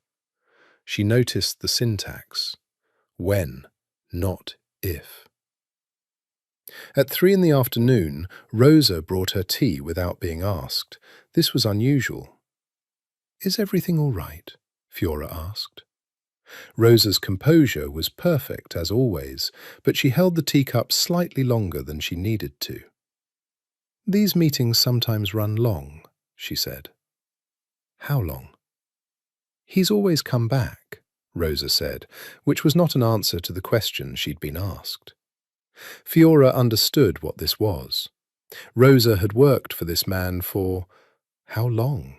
She didn't know, but long enough that she'd arranged her emotional economy around his returns and absences with the practiced endurance of someone who'd learned not to count hours.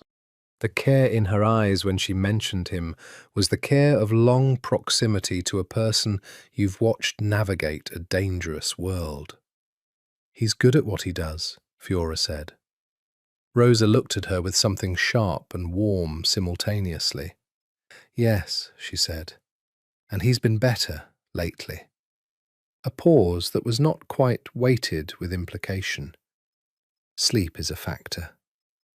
Fiora didn't say anything, but she didn't look away either, and Rosa's small, precise smile said she'd understood whatever she needed to understand. He came back at 6. She heard the elevator. She'd been in the main room for the past hour, telling herself she was working and managing about 40% effective productivity, and stood when the doors opened. He came in with Marco and one other man she knew by sight, and the three of them were talking low and quick, and she stood in the doorway of the main room and waited. He saw her, stopped talking, crossed to her in 3 strides and, in front of Marco, in front of the other man, with complete disregard for audience, put one hand on the side of her face and looked at her. She put her hand over his. "You're back." "The situation is resolved," he said. And then, quietly, with a precision that told her he'd been composing this since approximately 3 in the afternoon, "The threat to you has been neutralized. You can leave." She heard this. She processed it. She held his hand against her face for a moment longer. "You said I can leave," she said. "Do you want me to leave?" His eyes. Those dark, careful, entirely unguarded eyes. "No," he said, "I don't want you to leave." She leaned into his hand. "Then I'm not leaving. Not yet." She paused. "But we need to talk about what this actually is. Tonight. Tomorrow. Without—" She glanced at Marco, who was suddenly very interested in his phone. "An audience." "Tomorrow," he agreed, and brought his forehead down to hers, there in the entryway of his apartment, with his colleagues pretending not to watch, and she felt him breathe once, deeply, like a man releasing something he'd been holding all day. She called Asha the next morning. Nero arranged it, handed her a phone, unlocked, without conditions attached, and left the room. She understood what this was, not just access, but trust. A gesture that said, "I'm not managing you." Asha answered on the second ring, and the sound of her voice, bright, familiar, carrying the mild panic of someone whose boss had been unreachable for nearly 3 weeks, made Fiora's eyes sting in a way she absolutely did not permit to proceed further. "Fiora, oh my God, are you? Your parents have been calling me." "I'm fine." She made her voice steady. "I'm so sorry, Asha. It was a family situation. It's resolved." This was technically true, in ways she was not going to elaborate on. "How are the cases?" "Manageable, barely. The Marchetti deposition was rescheduled. Opposing counsel was actually understanding, which I've never experienced before. Your father has called 7 times. A pause. "Fiora, are you actually okay?" "I'm actually okay." She looked out the window at the lake, cold and enormous and deeply Chicago. I'm going to take a few more days. Then I'm back. I'll explain what I can. What you can. A careful pause. Okay. Asha was many things, but she was not someone who required information she'd been signalled not to pursue. The Marchetti case. There's a complication you should know about. Someone has been asking questions about the contract, about the family. Someone outside the normal scope. Fiora stilled. What kind of someone? Couldn't get a clear ID. They went through a shell firm. A pause. Fiora, is this related to your family thing? I don't know yet, she said honestly. Keep a record of everything. Send it to my personal email, not the firm account. She hung up and sat with this for a moment. Then she found Nero. He was in the locked study, which today was open. She'd never been inside it, and she took a moment in the doorway to catalogue. Organised chaos of the specific kind that belongs to someone who processes information physically. Papers and folders and a board on the wall with connections mapped in his writing, which was small and very precise. He was on the phone, and he looked up when she appeared, and something in his face shifted toward her automatically, involuntarily. The specific, particular orientation of someone whose attention has found its north. He ended the call. You spoke to your assistant? Someone is asking questions about one of my cases, she said, outside the normal channels. She thinks through a shell firm. She watched his face. Is this related to the summit? He was already thinking she could see it, the way his eyes went slightly internal, running calculations. Possibly. The Conti family was using the bar situation as leverage. If their investigation of the bar led them to you, and you to your clients, he stopped. The Marchetti contract. Are the Marchettis in a dispute that would benefit someone with Conti family connections? She thought about this. She thought about it as a lawyer, quarantining what she could tell him from what she absolutely shouldn't. There's a real estate transaction, she said carefully. Large. The opposing party has interests that I didn't look too closely at. His expression told her he understood what she was carefully not saying. I'll need to look into the opposing party. I can't tell you who they are. I know, he paused, but I might already know anyway. This sat between them, the exact boundary of her world and his, the lines she'd talked about, the rule structure she'd built her life around. She was on one side of it.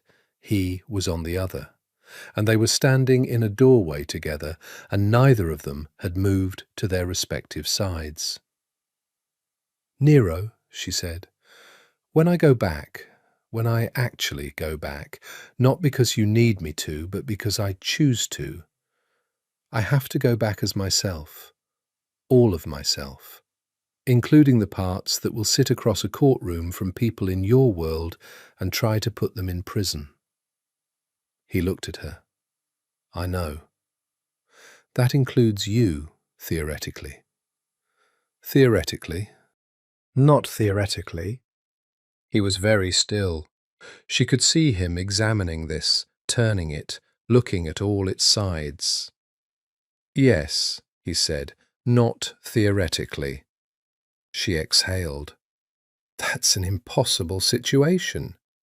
It's the honest one. He stood from behind the desk, crossed to her in the doorway and stopped, close, the doorway framing them both, neither fully in nor out. I'm not asking you to change what you are. I never would. Then what are you asking? He raised one hand and tucked a strand of hair behind her ear, a gesture so simple, so domestic, so catastrophically at odds with the setting and their situation, that she felt it as something physical in her chest. I'm not asking anything, he said quietly. I'm telling you that I am whatever I am, and you are whatever you are, and the space between those things is something I've been thinking about since the night you dropped your phone in a hallway and looked at me like I was the problem you were going to solve. She looked at him.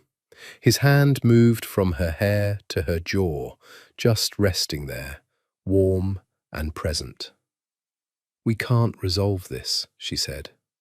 Not today, he agreed. Maybe not ever. Maybe not. He didn't look away. Are you leaving today?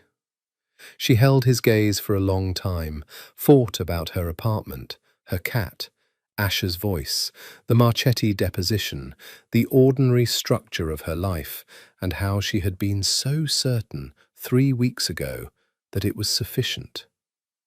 Not today, she said. Something in his face, that fractional, devastating shift, the amber in his eyes. Then tomorrow we figure out the Marchetti situation, he said, and the day after that we figure out something else. One day at a time, she said. That's how most things are built. She put her hand on his chest, over the precise center of it, felt his heartbeat, steady, strong, like everything else about him. He covered her hand with his. I'm going to make a lot of trouble for you, she said. I've been told I handle complicated things well, he replied, and she recognized her own words from 2 nights ago and laughed, actually laughed, surprised out of it, and his smile, fully present for once, entirely unguarded, was the most devastating thing she'd seen in 20 days of devastation. The complication arrived 3 days later in the form of a man named Dario Conti. She knew the name from overheard conversations and inference. He was the head of the Conti family's Chicago operation. Second generation, she'd gathered, smarter than his father had been, but less patient, which was its own particular kind of dangerous. He was also, apparently, the person who had sent someone to dig through her client files. She learned this because the someone arrived at the penthouse. Not uninvited, exactly. Nero had been warned, she understood, through the specific intelligence network that she'd stopped trying to understand and simply accepted as operating. The man who arrived was not Dario Conti himself, but his representative, a lawyer, an actual lawyer, which struck her as so deeply ironic that she had to stand in her hallway doorway for a moment, just breathing through it. His name was Tommaso Ferrara, and he was smooth in the way of men who have spent their careers in rooms where 2 conversations are always happening simultaneously. He sat in the main room across from Nero, and Fiora sat in the kitchen within earshot, because Nero had told her quietly, "You should hear this," and so she was there, at the island with a coffee she wasn't drinking, listening. Ferrara explained, in the beautifully precise language of intermediaries, that the Conti family had become aware of her presence in the apartment, that they considered this a sign of bad faith on the part of the Falcone organization, given that Nero had denied any witness at the summit, and that they were prepared to use the information they had about Ms. Esposito's presence at the Velvet Anchor in ways that would be unhelpful for everyone involved. Then Ferrara said, "The family is also prepared to offer the lady protection and transportation from the building if she wishes to leave." There was a pause that had the specific quality of something very controlled. She came out of the kitchen. Both men looked at her. Nero's expression was controlled, almost perfectly, but she had learned his face well enough to see what was behind the control. Something sharp and ready, and also, underneath that, something else that was her name in an expression. Ferrara looked at her with professional assessment. Ms. Esposito, I'm sure this situation has been— I know who you represent, she said. She walked into the room and stood between the two men, not beside either of them. I'm familiar with the Conti family's interests, Mr. Ferrara. She kept her voice very even. And I want to be clear about what I witnessed at the Velvet Anchor. Ferrara's attention sharpened. Nero was very still. I witnessed a private meeting, she said. I saw nothing that constitutes criminal activity. I have no testimony to offer anyone, and I will not be providing one. She looked at Ferrara directly. If the Conti family is relying on my cooperation for any legal or extra-legal strategy, they will find themselves disappointed. And if they attempt to compel my cooperation through any means, including the fiction that I'm here against my will, which I am not, they will find that I am a very good lawyer who is very familiar with harassment law. Ferrara looked at her for a long moment. Something moved in his expression that was almost respect, filtered through surprise. You're here voluntarily. I'm here voluntarily. She said it clearly, cleanly, and as she said it, she understood that it was not only a tactical statement, but a true one, and that the truth of it had become true somewhere in the last 3 weeks without her explicit permission. And she was at peace with this, which itself was a piece of information she was going to sit with later, in private. Ferrara looked at Nero. Something passed between them in the code that men who live in this world communicate in: assessment, recalculation, the adjustment of strategy. I'll convey Ms. Esposito's position to the family, Ferrara said, standing. Do that, Nero said. After Ferrara left, Nero stood looking at her for a long moment. She looked back. Then he said, You didn't have to do that. Yes, I did. She sat on the edge of the sofa. He was going to use me as leverage. The only way to remove a piece of leverage is to demonstrate it doesn't work. You're not afraid of them. I'm afraid of what's reasonable to be afraid of, and not afraid of what isn't. She paused, and I don't like being used as a chess piece. He came and sat beside her, close, the easy proximity they had found without deciding to, the default distance of people who have been in one space long enough to understand each other's gravity. They're going to look for other angles, he said. I know. She looked at her hands. Nero, the Marchetti case. I need to look at it with fresh eyes. If the Conti family has been using that contract as a vector for something, you can't tell me client information. I know that. She looked at him. But I can look at it myself. And if I find something, if there's something there that's legitimately problematic, I need to act on it the way I'd act on it as a lawyer. He held her gaze. Even if it implicates people on my side of the line. Even then. She said it steadily because she would not be unsteady on this. You said you'd never ask me to change what I am. I meant it. He didn't hesitate. Look at the case. Do what you need to do. A pause. I'll get you access to whatever you need. She nodded. Then she said, They're going to try again, the Contis. Yes. And you're going to handle it. Yes. In your way, he looked at her. In my way. She breathed through this. The line she lived on, the line she maintained. She was not going to ask him to cross it, and she was not going to cross it herself, and the fact that they could sit side by side on a sofa with the line between them and still be this close was either the most mature arrangement she'd ever arrived at or the most sophisticated form of self-deception she'd ever practiced. She suspected It was both. She decided to live in it anyway. She found it on the fourth morning after Ferrara's visit. She'd been going through the Marchetti files with the precise, methodical focus she applied to anything she was determined to understand completely, line by line, annotation by annotation, the due diligence records and title searches and corporate disclosures that built the architecture of a large real estate transaction. The opposing party's primary holding company was registered in Delaware, which was not unusual. The beneficial ownership disclosure was minimal, which was also not unusual.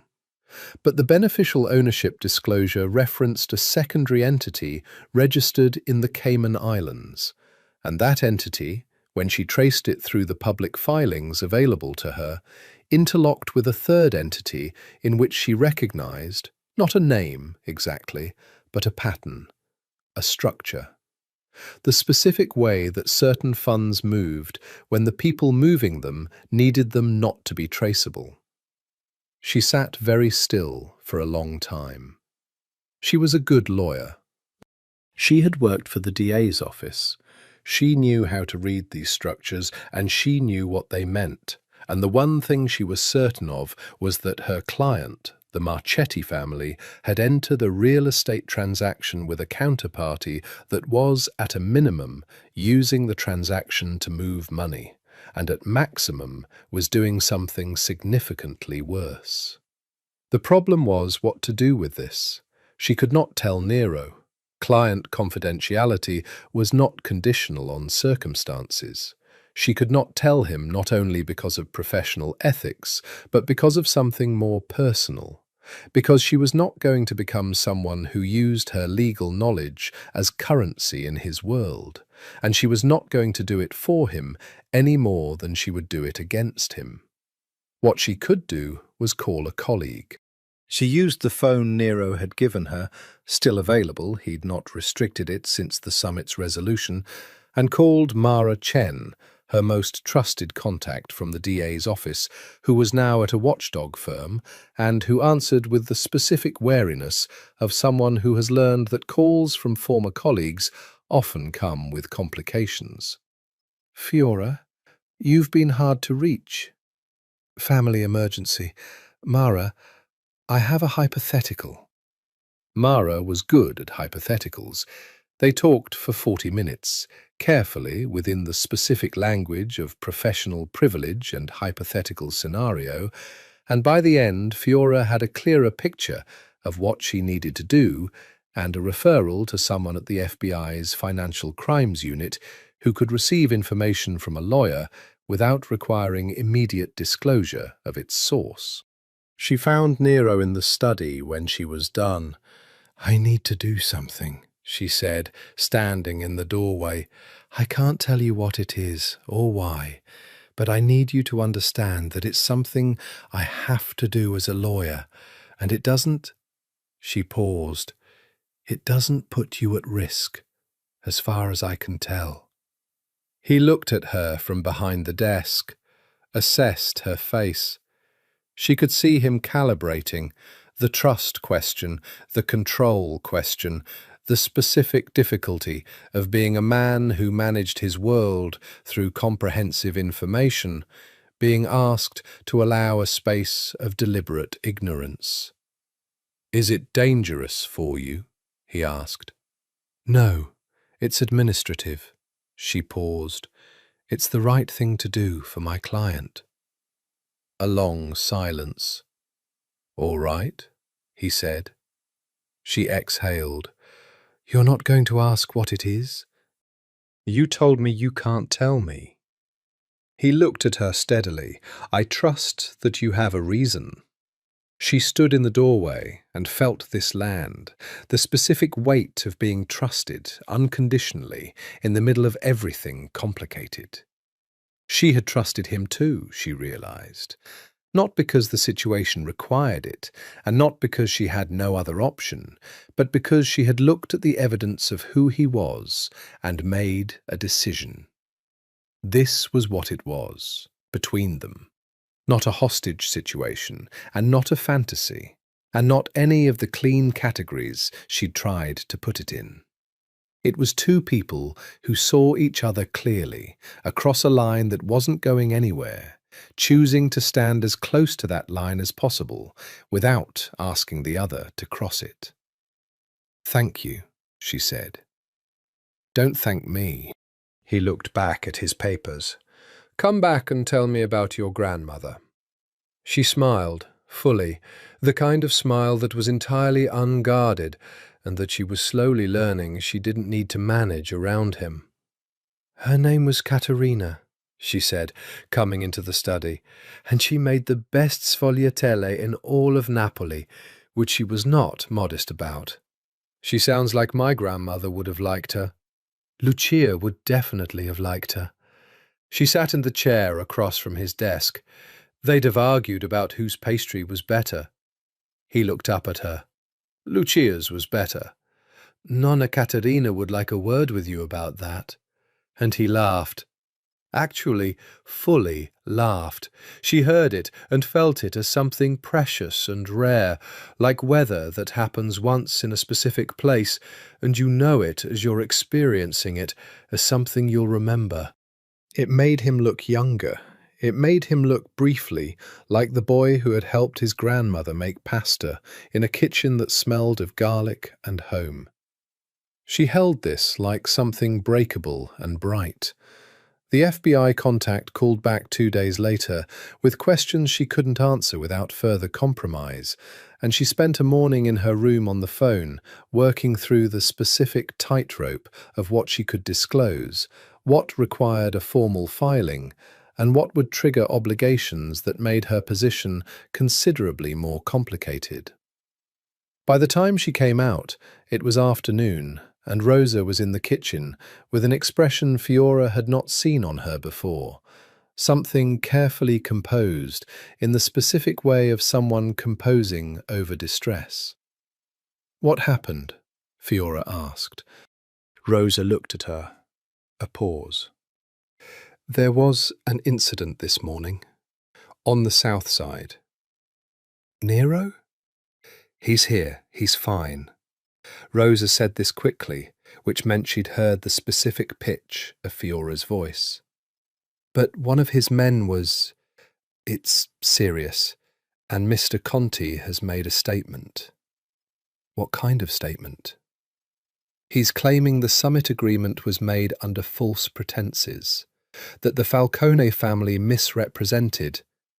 He's claiming your testimony was suppressed, that you were held against your will, and that what happened at the bar was..." Rosa stopped. "That it was what?" Fiora kept her voice even. "That it was a murder, not a negotiation." Rosa met her eyes. "He's saying Nero killed Paolo Setti." Fiora sat down at the kitchen island. She thought about the night at the bar, the room, the man in the chair, the hand reaching into the jacket. She thought about the document Nero had shown her.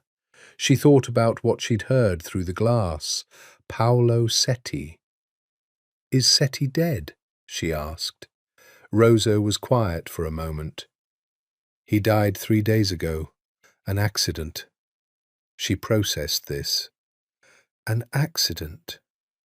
That is what the investigation concluded. Rosa's voice was very careful. Fiora put both hands flat on the cool marble and thought. She was a lawyer. She understood what evidence was. She understood what she had witnessed, what she could prove she had witnessed under oath. She understood the difference between what she believed and what she could demonstrate. She understood that Paolo Setti, alive when she'd last seen him, might have met any number of ends in the 3 weeks since, and that the chain of causation between what she'd witnessed at the bar and what happened to him afterward was not something she could establish. She also understood that Nero had told her the man was alive, and that there was a difference between a negotiation and what came after it, and that she had been in this apartment long enough to know a thing or two about how his world worked, and that knowing did not mean approving. She found him in the study. He looked up when she came in, and he saw her face, and something shifted in his. "The incident this morning," she said, "and Seti." "Sit down." "I'd rather stand." She stayed in the doorway, aware that the doorway was a kind of threshold. "Tell me the truth." He put down what he was holding, looked at her steadily. "What you saw at the bar was what I told you, a negotiation. Seti was unharmed when he left." "And after?" A pause that had weight. "After is a different question." She held his gaze. "Did you order it?" He was quiet for a long time. She watched his face, the control of it, the precise management of every muscle and angle. But she knew this face now. She could see into the margins of it. "No," he said. "I didn't order it." She breathed. "But it happened in your world." "Yes." "And you knew it might." Longer pause. "I knew there were people who believed Seti was a liability. I had—" He stopped. "I had taken steps to prevent it. I was not entirely successful." She turned this over. She believed him, not because she wanted to, but because she had watched him lie, or rather had watched him not lie, and she understood his relationship with truth was particular and precise in the same way his relationship with most things was. He said what he meant, and he did not say what he did not mean, and what he omitted and what he stated were both deliberate. "Conti is going to use this," she said. "Yes. He's going to try to use me to use this against you." "He'll try." She stood in the doorway and looked at the man across the desk, the man who had made her coffee for 20 days and read The Leopard on the sofa and laughed at something she'd said about her grandmother's pastry and held her face with the hands of someone afraid of breaking something already precious to him. "I can't protect you from a legal case," she said. "I want you to understand that. If there is a legal case to be made, I know. My obligation, I know what your obligations are, Fiora."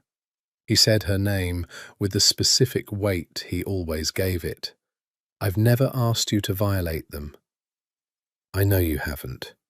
She exhaled. I need to say it out loud. Because I need you to know that if it comes to that, I can't, I know." He stood, crossed to her, stopping just at the threshold. "I knew who you were from the first night. The kind of person who tells the truth even when it costs something." He paused. "It's one of the things—" He stopped himself the way he sometimes did, pulling something back before it fully emerged. She finished it for him anyway, quietly. "I know." He looked at her. His hand came up to her hair, the familiar gesture, tucking it back, a gesture that had become a ritual, that had become a language. "We're going to have to be very careful," she said. "We're going to have to be very careful," he agreed, "and we're going to have to trust each other." "I do," she said. "I don't entirely know what to do with that." "Neither do I," he said, with the honesty of someone acknowledging a country he'd never intended to live in. "But here we are." "Here we are," she said. She had been in the penthouse for 23 days when Dario Conti's people made their move. She was on the terrace. Spring had decided to arrive properly now, the lake sending something almost warm toward the building, the city softening at its edges, when Marco appeared with an expression that compressed 20 minutes of information into a look. "We have a situation," he said. The situation was, someone had gone to the Chicago Tribune with a story. An anonymous source. The story was that Fiora Esposito, attorney at law, had been held against her will in the penthouse apartment of Nero Falcone, known Chicago crime figure, and that she was being used to obstruct a witness in a federal investigation. The story was not accurate in any of its particulars, and it would still, she understood, be deeply damaging to everyone involved. Nero was already on the phone when she came inside. 2 phones, actually, one in each hand, the kind of multitasking that looked impossible, but that she'd seen him do before when things were moving quickly. He saw her and said into one of the phones, "Hold," and said to her, "You've seen?" "I've seen." She was already thinking, already building the counter-framework. "I need my phone, my actual phone, not the restricted one." He looked at her for a half-second, then nodded to Marco, who disappeared. "My firm is going to be called for comment," she said. "Before they call me, I need to call them. I need to control that narrative." She was walking while she talked, moving through the main room in the way she moved through a courtroom, focused, directional, assembling. "I also need you to understand that I'm going to tell my firm the truth." He was watching her. How much truth? That I was a witness to something at the Velvet Anchor, that the situation was handled, that I have been here voluntarily for the last 3 weeks. She looked at him. "That is all true." "Yes." "It also tells a story that I understand what story it tells." He met her eyes. "Tell it. Tell the truth." She held his gaze. Then Marco appeared with her actual phone, her phone, with the cracked corner of the case where she'd dropped it 6 months ago, the contact list and the notes and the 23 days of missed, ordinary life. And she turned it on and waited for it to come back to itself. 12 missed calls from her parents, 27 from the firm, 49 from numbers she didn't recognize. She called the managing partner first. It was the hardest call she'd made in years, not because Mitchell was unkind about it, but because he was kind, professionally concerned, and she could hear beneath his composure the very legitimate worry that one of his associates had been involved in something that could damage the firm. She told him what she could. She was clear on what she had witnessed, what she had not witnessed, and what her voluntary presence in this apartment meant for the narrative. There was a long silence after she finished. Then Mitchell said, "Are you safe now? Are you currently in danger?" "No," she said. "I'm safe." "Is there someone there?" Another pause. "Someone who... Are you being coerced into this conversation?" She looked through the glass at Nero, who was across the room on his own phone, not looking at her, giving her distance, the space to make this call without his presence pressuring it. "No," she said. "No one is coercing me." She spent 2 hours on the phone. By the end of it, she had spoken to the managing partner, to the firm's own PR representative, to Asher, and briefly, painfully, to her mother, who cried in Neapolitan dialect and who Fiora promised in the same dialect was going to be told everything when there was more everything to tell. Nero was sitting in the main room when she came out, just sitting, no book, no phone, no newspaper, just sitting and looking at the city. She sat beside him, their shoulders touching. "How bad?" he asked. "Manageable," she exhaled. The Tribune is going to run with or without my comment, but the story they have is thin without any corroboration. If I give a statement, which I will, it changes the shape of it significantly. What will you say? The truth, simplified, she paused. That I witnessed a private meeting of ambiguous character, that the parties involved took appropriate steps to manage the situation, and that I have been residing voluntarily at this location during the resolution of the related circumstances. He was quiet for a moment. That's very good. I know. She looked at her hands. It's also true. Is it? He asked it carefully. The appropriate steps part. She considered. You didn't hurt me. You arranged my work to continue. You explained the situation rather than keeping me ignorant. You told me when I could leave. She paused. There are things I'm not including in the statement, but what I'm including is true. He turned to look at her. Something in his face, that quality of being seen, which was different from being observed. She had given him something by saying these words, she understood. Not cover, not strategy, but acknowledgement. The specific acknowledgement of someone who chooses to emphasize the truth that is also fair. You didn't have to do that, he said quietly. I know. She looked back at the city. I wanted to. They sat there for a while. The afternoon light was slant and golden, the best kind of Chicago light, and the Tribune would run its story tomorrow, and there would be more calls and possibly more complications, and she was going to have to make decisions about the Marchetti case that were going to require everything she had. But right now, this afternoon, she was here. She had chosen to be here.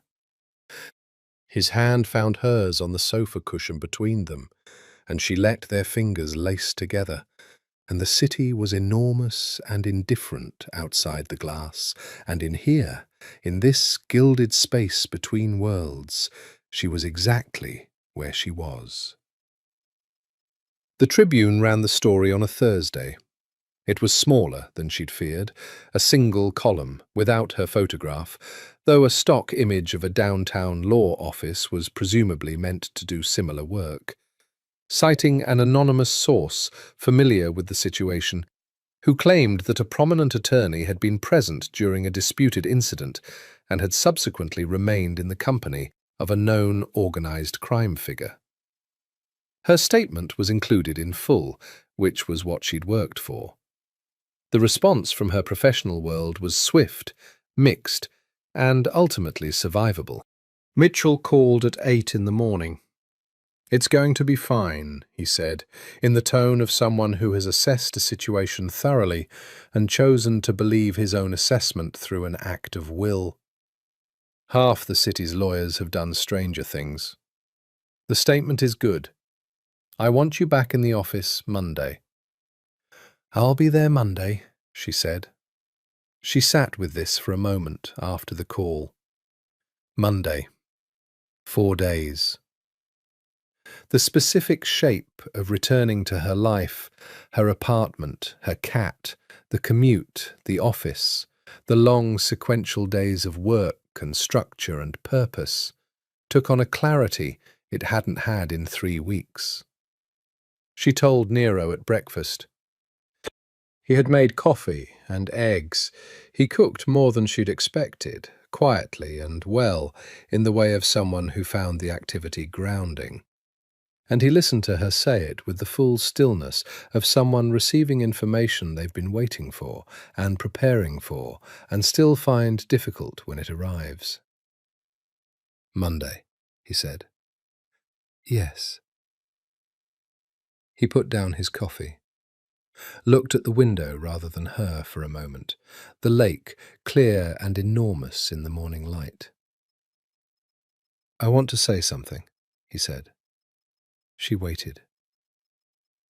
I've been thinking about what comes after this, he said. About what we would be outside of this apartment, outside of the specific situation. He paused. I don't have a framework for it. Neither do I. She kept her voice steady. There's no manual for this. No, he looked at her.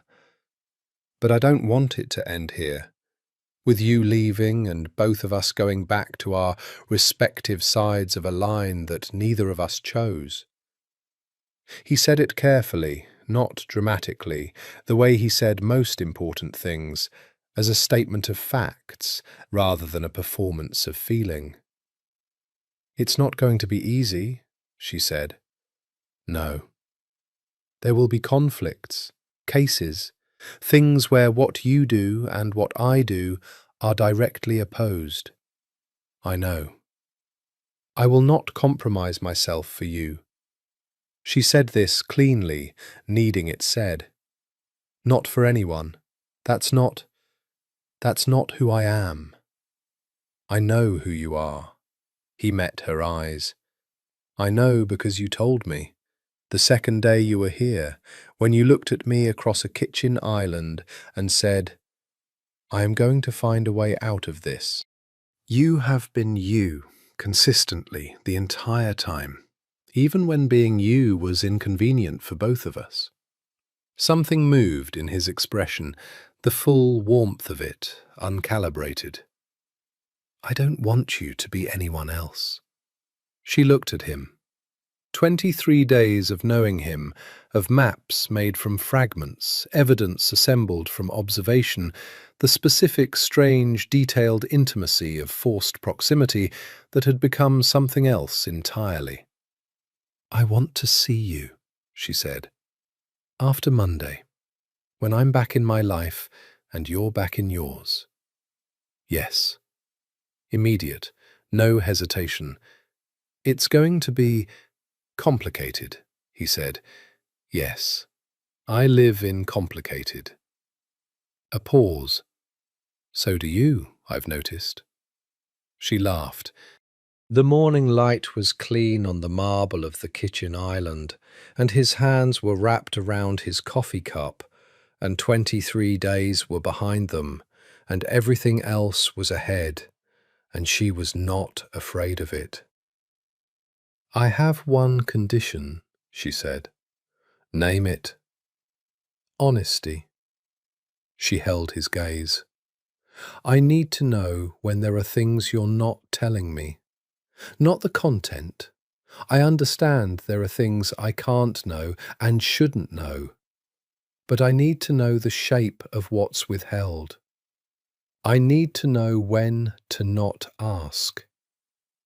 He looked at her for a long moment.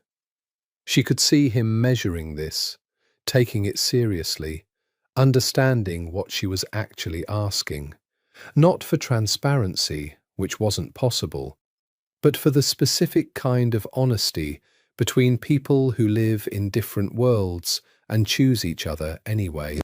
Yes, he said, I can do that. And in return, she said, when I'm working on something that creates a potential conflict, I will tell you the same. Not the content, the shape. He nodded slowly. Yes. She reached across the island, put her hand over his on the coffee cup. He turned his hand immediately, the way he'd learned to, the way she'd learned he would, fingers closing around hers with the specific warmth that had become as familiar as anything in her life. Monday, she said. Monday, he agreed. And Tuesday? Something shifted in his face, that smile, the real one, the one that changed everything. Tuesday I would like to take you to dinner. Somewhere that isn't this kitchen. A pause. Somewhere public. She registered what this meant in his world, the deliberate choice of visibility, of presenting her in a setting where the gesture was legible to people who read his gestures for meaning, a declaration of something, not a secret. Somewhere with very good pasta, she said. I know a place. Of course you do. She squeezed his hand, sat for a moment in the warmth of the kitchen and the morning and the specific, unlikely gift of this person looking at her across a counter with everything he was in his eyes. "For what it's worth," she said quietly, "I'm glad I dropped my phone." He looked at her. "For what it's worth," he said, "so am I." She left on a Sunday morning. Rosa packed the clothes, her original clothes, cleaned and pressed, returned as if the past 24 days had been a very strange hotel stay, along with several items from the wardrobe that Rosa said were purchased for you anyway, in a tone that did not invite argument. Her bag was returned, her keys, her phone with its cracked case and its backlog of ordinary life waiting to be resumed. She stood in the main room while the bag was brought to the elevator, and she looked at the apartment. The Persian rugs, the books with their worn spines, the terrace where she had mapped the city from a distance for 3 weeks, the kitchen counter where she had eaten breakfast with the most dangerous and most human man she'd ever met. The room held the shape of what had happened in it, the way rooms do. The angles of furniture, the quality of light, the specific silence of a space that had witnessed something. Nero walked her to the elevator. They stood in front of the closed doors, and he was in his customary dark clothes with his customary precise stillness. But the stillness was different today. Charged, controlled, containing something that required containment. "My number," he said, and gave her a card, plain white, nothing but a phone number.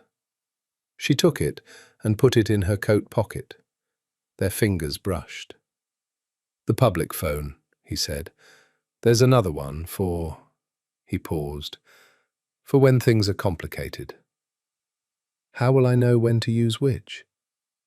"The first one is for dinner on Tuesday." A pause. "The second one is for when someone tries to kill me." She looked at him. "Has that happened recently?" "Several times. I'm still here." "I notice." She held his gaze. Nero. His name in her mouth still felt like something she'd chosen. "Yes. When things get difficult, and they will get difficult, I know. I need you to tell me, not manage me. Tell me." She paused. "You've been very good at managing the people around you. I don't want to be managed." He looked at her for a long moment. Something moved through his expression, the full, unguarded version of him that she'd seen in pieces and accumulated over 24 days into a portrait she held very carefully inside herself. "I know," he said. "I'll learn. I'm told I'm capable of learning." "Who told you that?" "You, several times," she smiled. She stepped toward him and put her hand on his chest, over his heart, the gesture that had become theirs, checking for presence, for the steady reality of him. His hand covered hers. "Tuesday," she said. "Tuesday." He pressed her hand once against his chest. 8 o'clock. I'll send a car. I can take a cab. I know you can. He kept her hand covered with his. Let me send a car. She looked at him, understood that this was him too, the specific language of care he'd learned in a world where care came in forms like security and presence and the certainty of arrival.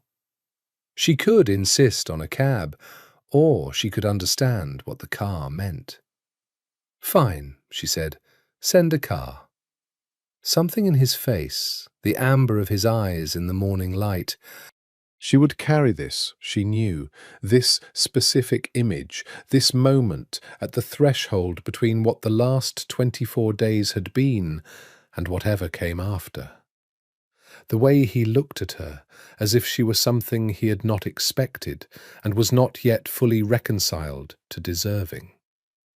She pressed up and kissed him, brief, certain, a kiss that was a statement rather than a question.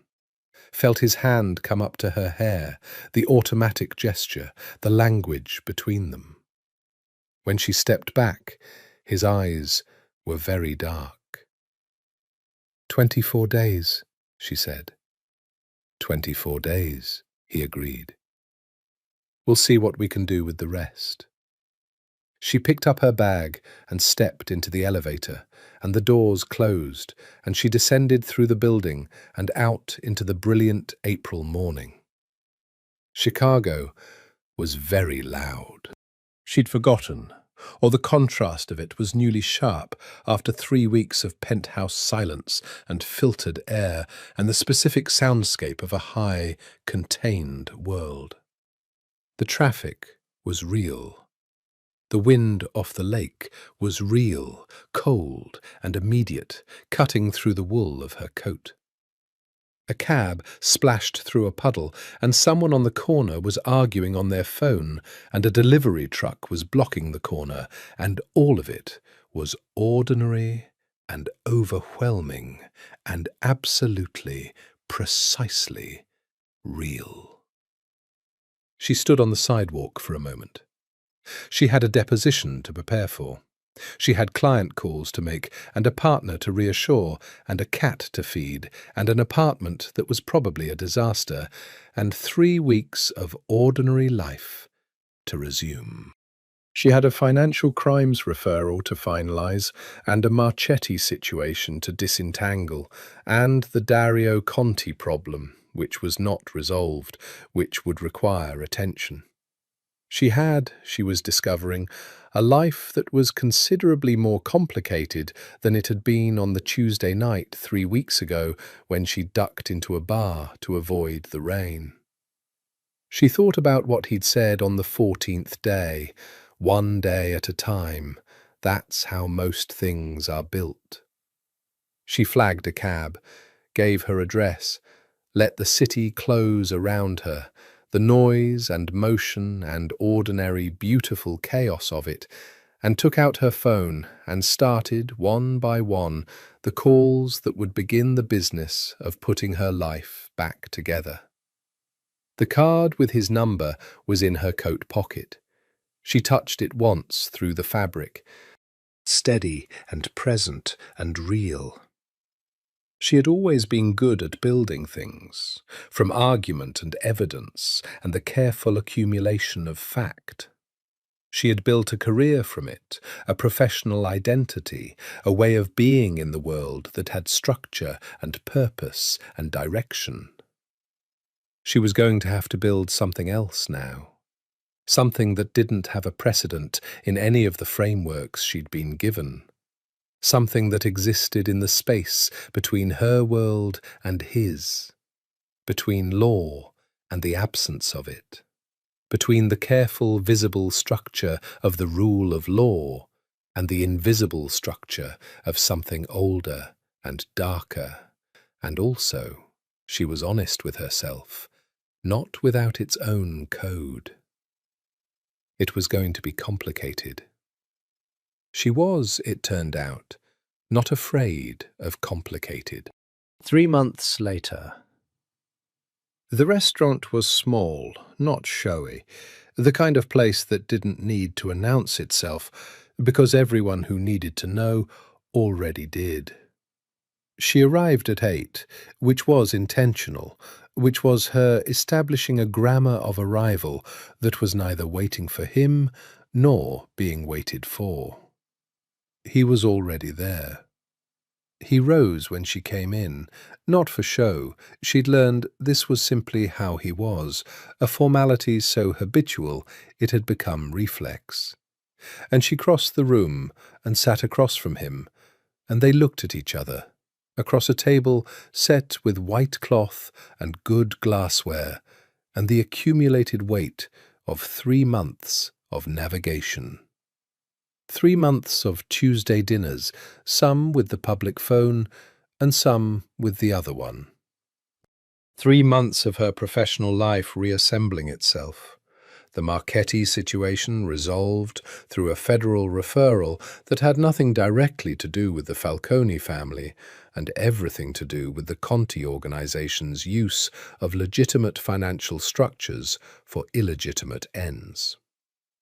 3 months of Dario Conti's strategic withdrawal from his Chicago positions, partly as a result of the FBI investigation, and partly, she was honestly unsure how or why, from other pressures she had not asked to understand.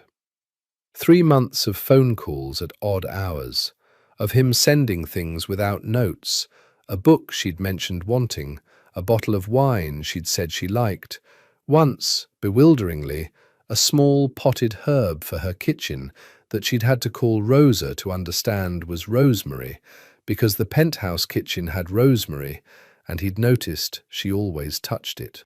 3 months of being someone she hadn't been before, more alert, more present, more conscious of the difference between the life she'd been living and a life that was actually lived. "You look well," he said. "You look like yourself," she said, which was her way of saying the same thing differently. He poured the wine himself. He always poured the wine himself, everywhere, which told you everything you needed to know about how he'd learned to trust service. And she watched his hands, which she had memorized by now, the precise way he held things. "My lawyer," he said, with a quality that was not possessive but something else, a specific warmth that she had come to understand meant something that he had not yet said in words. "I'm not your lawyer," she said. "No," he agreed. "You are decidedly not my lawyer." He held her gaze. "You're something I don't have a word for." She smiled. "Work on it." "I have been." He lifted his glass. "It's a work in progress." "I know the feeling." She lifted hers. "To complicated things." "To complicated things," he said. They touched glasses and drank, and outside Chicago moved in its permanent, magnificent motion. And the restaurant was warm, and across the table from her was a man who had started as the worst mistake she'd ever made, and had become something she was still finding language for. Something that had no clean category, but that was present and real and chosen by both of them every day. That was, she had decided, enough. More than enough. It was the right amount. She set down her glass and picked up the menu and said, "Tell me what's good." And he told her. Some things cannot be categorized. Some doors once walked through revealed that the room beyond them was larger than the one you came from. Some people arrive in your life as accidents, a dropped phone, a rainstorm, a wrong turn into a bar that was never the right bar, and become, through the strange alchemy of time and truth and choosing, the most deliberate thing you've ever known. Fiora Esposito was a lawyer who believed in rules.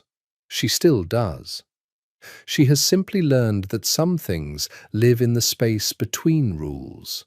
Real things, alive things, things that require their own kind of structure and their own kind of courage. She is still building it. So is he. That's the work